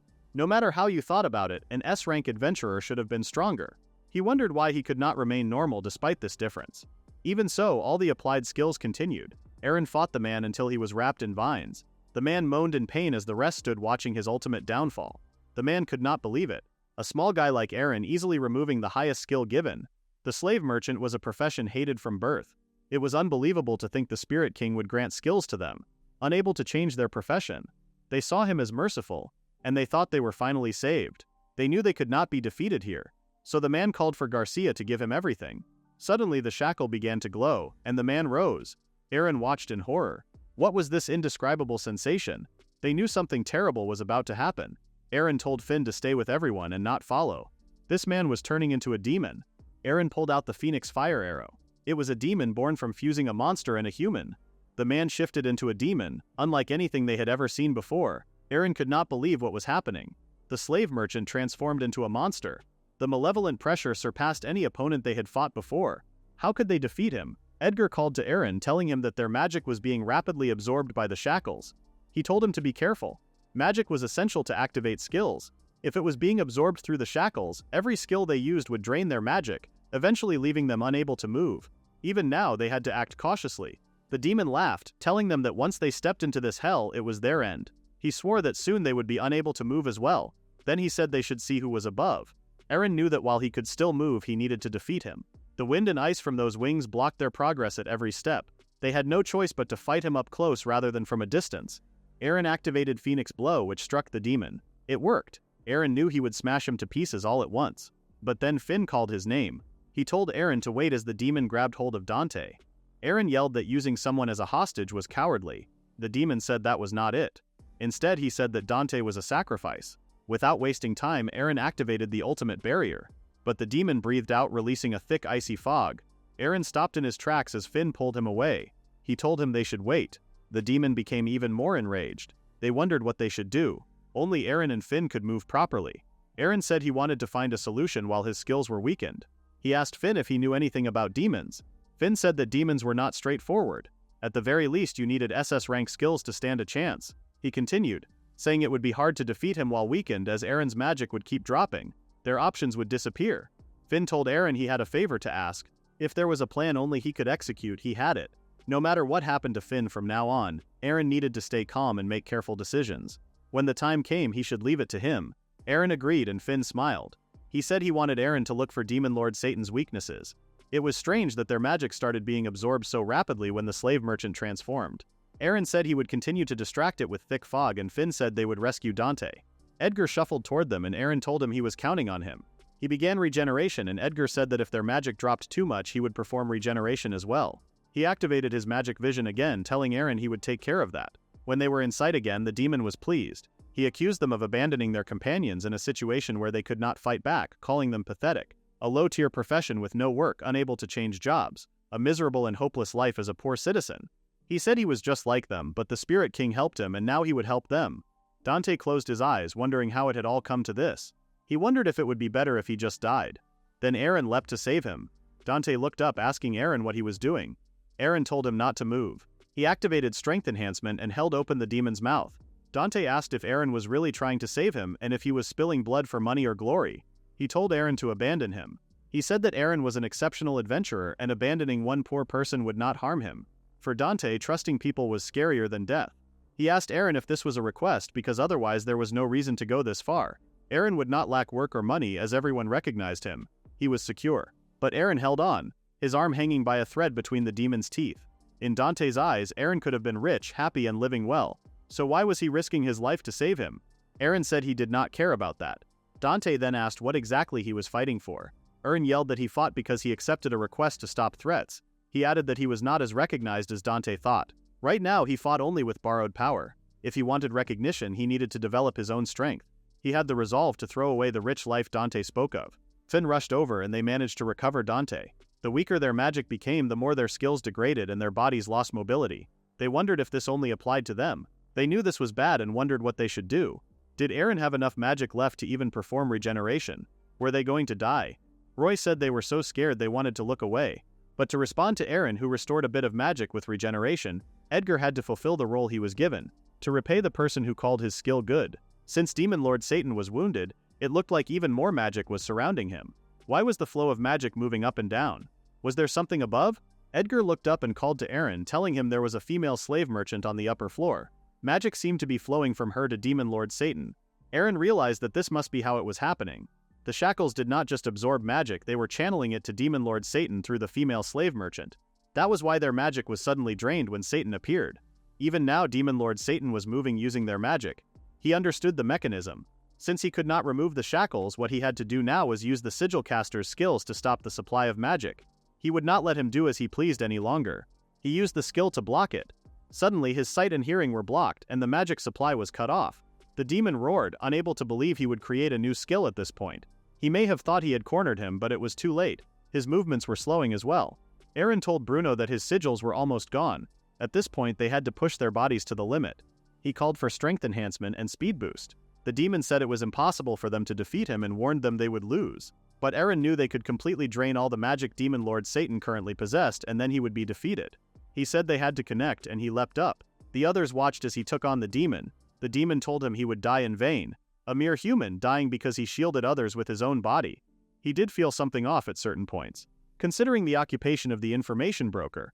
What Finn had said, if you live long enough you will inevitably learn. Eren suspected there was something more about this person. If there was a plan only he could execute, then that had to be true.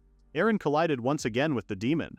Relying on existing magical sigils was only a matter of time.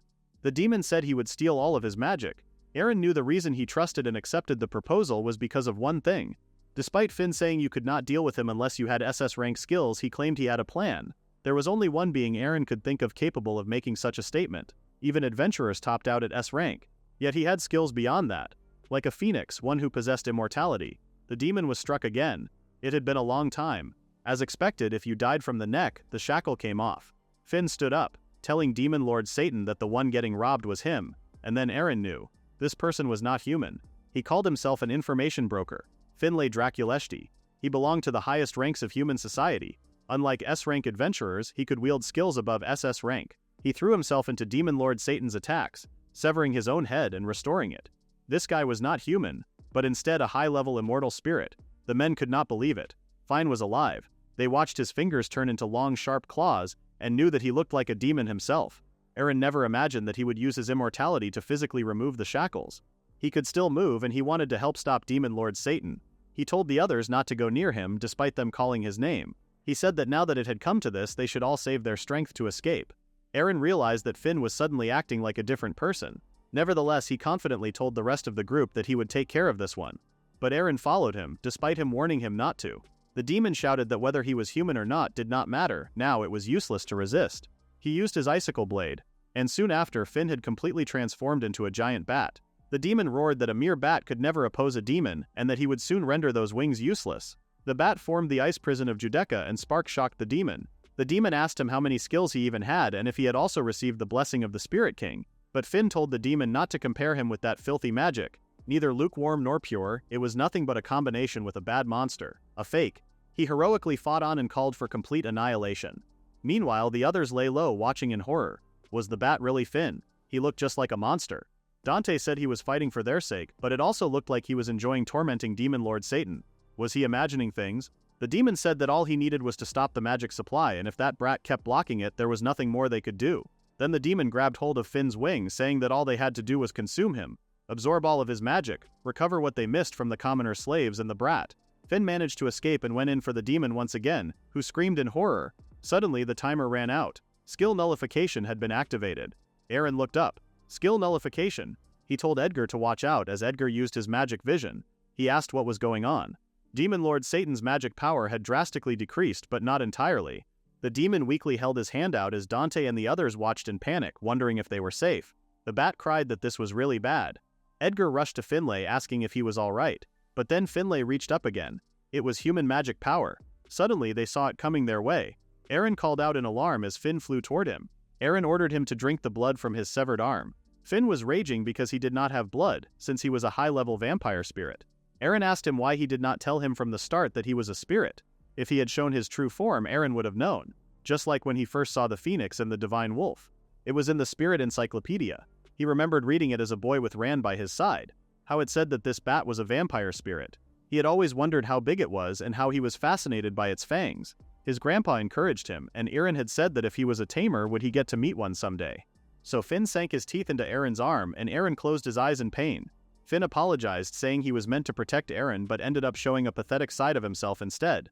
He said that he never thought it would come to this. He only meant to take on a request together with him. As for his blood, he could not drink his magic power. He could not form a contract either.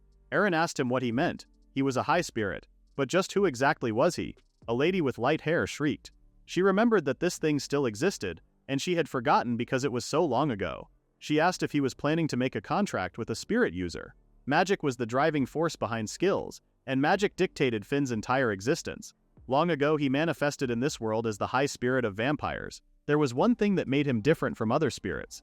If he did not continuously consume magic through blood, he became unable to move. He knew his head was spinning, and he felt unbearably heavy.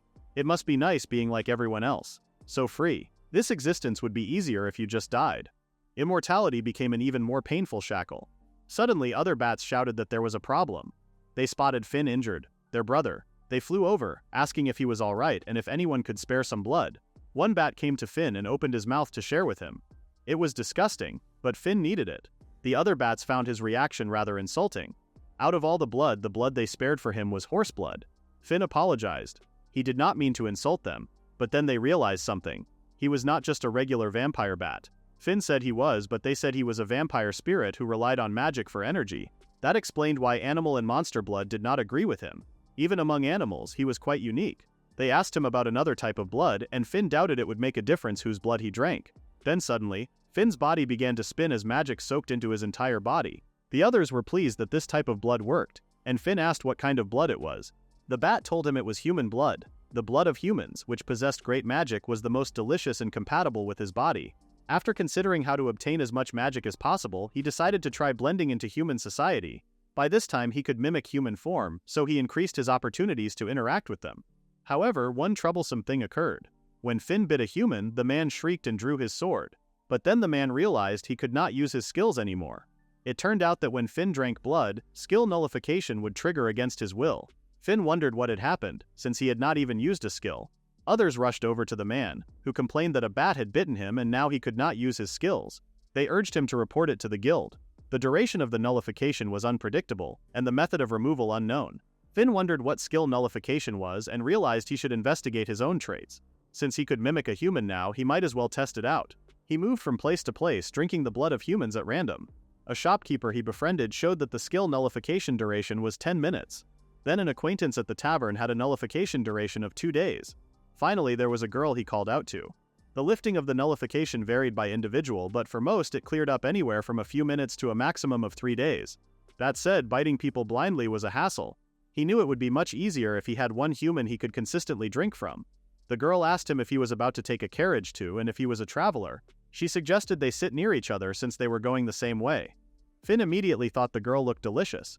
She was a woman with beautiful black hair, around 18 years old.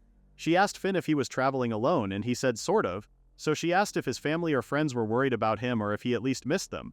Finn told her he did not have anyone like that and was barely managing to survive on his own. The girl said that was a coincidence as she was in the same boat. He asked her if she ever envied those around her or felt empty inside. She said yes. Finn could not believe it. He did not know there were humans like that too. She said that was exactly why her work was her reason for living.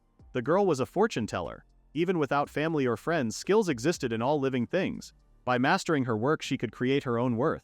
Since fate brought them together, the girl offered to give Finn a special reading. She asked him to be her practice dummy. Finn agreed and asked her when he would be liberated from his troubles. The girl told him it seemed it would take time, but his troubles would eventually reverse. A savior would appear to liberate him. She said he was suffering greatly right now, but his path would be needed. She told him she could listen if he wanted to talk about it. Finn bowed his head. He told her he was not actually a traveler. It was the first time he revealed himself to a human. He told her he was not human and that he had been suffering because of his traits and skills. Everything about him. He showed her his true form and the girl began to cry, thinking he had scared her. Finn apologized and said he would leave immediately, but the girl said no. She told him she was just sad that he had struggled so much until now, and that it must have been so hard for him. Finn laughed, asking why she was the one crying. She forced a smile and told him he was right. Perched in her hands, Finn looked up at the girl, who introduced herself as Mira. Back then, Finn did not even have a name. It was she who called him Finlay, because his hair was golden like wheat. Finn smiled, and the girl said he could go with her and she would teach him all sorts of fun things. Finn said that sounded fun, and that he would be happy to. So Finn found work hunting meat, and he never knew human society could be like this, making money with your skills. He could not get a steady job like a human could. But surprisingly, he made it work even with vampire skills. He knew he had to thank Mira. Soon he realized that living was actually fun, but he did not want to disturb Mira, who was passionate about her work, so he refrained from drinking her blood.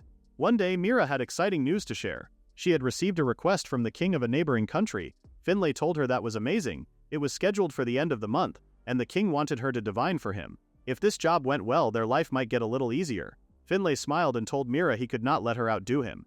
He said they should compete to see who could earn more that month. Mira smiled and told Finlay he was on, and that the loser had to treat the winner. Finlay wondered if he should expand his hunting grounds. He had learned Nebula recently, so he felt he could use it for something. Mira asked Finlay why he did not drink her magic. Finn was surprised. He said she had a huge job coming up. Skill nullification lasted at most 3 days, and the request was not until the end of the month. Mira also said Finn needed to replenish his magic since he was going to work hard too. Finn could not believe Mira was thinking about him. His hands began to sweat. He was so happy. In all his life he had never felt this way. Mira smiled and told Finn she felt the same. His traits and skill nullification had not changed, but surely it would be fine. After all, he had Mira who understood him. That was what he thought. Until that moment. Finn saw Mira sitting on the bed. How many days had it been since then? 3 days. Then a week passed. But the skill nullification was never lifted. She apologized directly to the king and had no choice but to decline the request. Finn blamed himself. He begged them to give Mira another chance. Mira looked down, and Finn apologized. But she told him not to worry. She was the one who told him to drink and encouraged him to do so. She was sure she was just a special case, so Finn should not blame his skills. Finn promised he would work hard enough for both of them and that he would find a way to fix this. But Mira told him to wait. She saw the bats and Finn had gone. He needed to think about how he could undo this. He borrowed the power of the vampire bats to gather information and work to support Mira's life. But she remained unable to use her skills at all. Time passed relentlessly. She asked Finn if he was okay and if he wanted to rest a little. But Finn told her not to worry. Until she could use her skills again, he would not give up. Mira told Finn she appreciated the sentiment. Thanks to him she had been able to survive this long. But she did not think he could go on like this. It had already been 20 years. There had been no big harvest for a while, and the only lead Finn had was a rumor he heard from a different species of bat about the existence of a woman called an elemental master. What even was an elemental master? He decided he would try asking around again tomorrow. He called Mira, telling her he was home and that he had a good haul today. But Mira was on the floor. Fine rushed over to find her lifeless. By her body was a letter. It said she did not want to resent him, but it broke her heart to chain him to her life until the day she died. She wanted him to live freely, not trapped by her side. She apologized and thanked him for everything. It said she prayed that someday he would be released from this suffering. Finn collapsed onto the ground. Professions were determined by the characteristics of skills received through divine protection from spirits. In human society, the inability to use skills meant social death. Finn did not care if he would suffer. He had no memory of what happened for a while after that. Then that elemental master or whoever it was entered the forest next door. It was a young woman with long black hair. She had an animal with her. Was that a spirit like him? It looked like they were making a contract of some sort. Since it was dangerous to move so quickly, they agreed to share blood. If she commanded spirits, then maybe skill nullification and his condition too could be solved. Finn did not want anyone else to end up like Mira. He did not want to keep taking anymore. So he called out for the elemental master and pleaded to meet her. He begged her to save him. He remembered the young woman with black hair and prayed that it was her.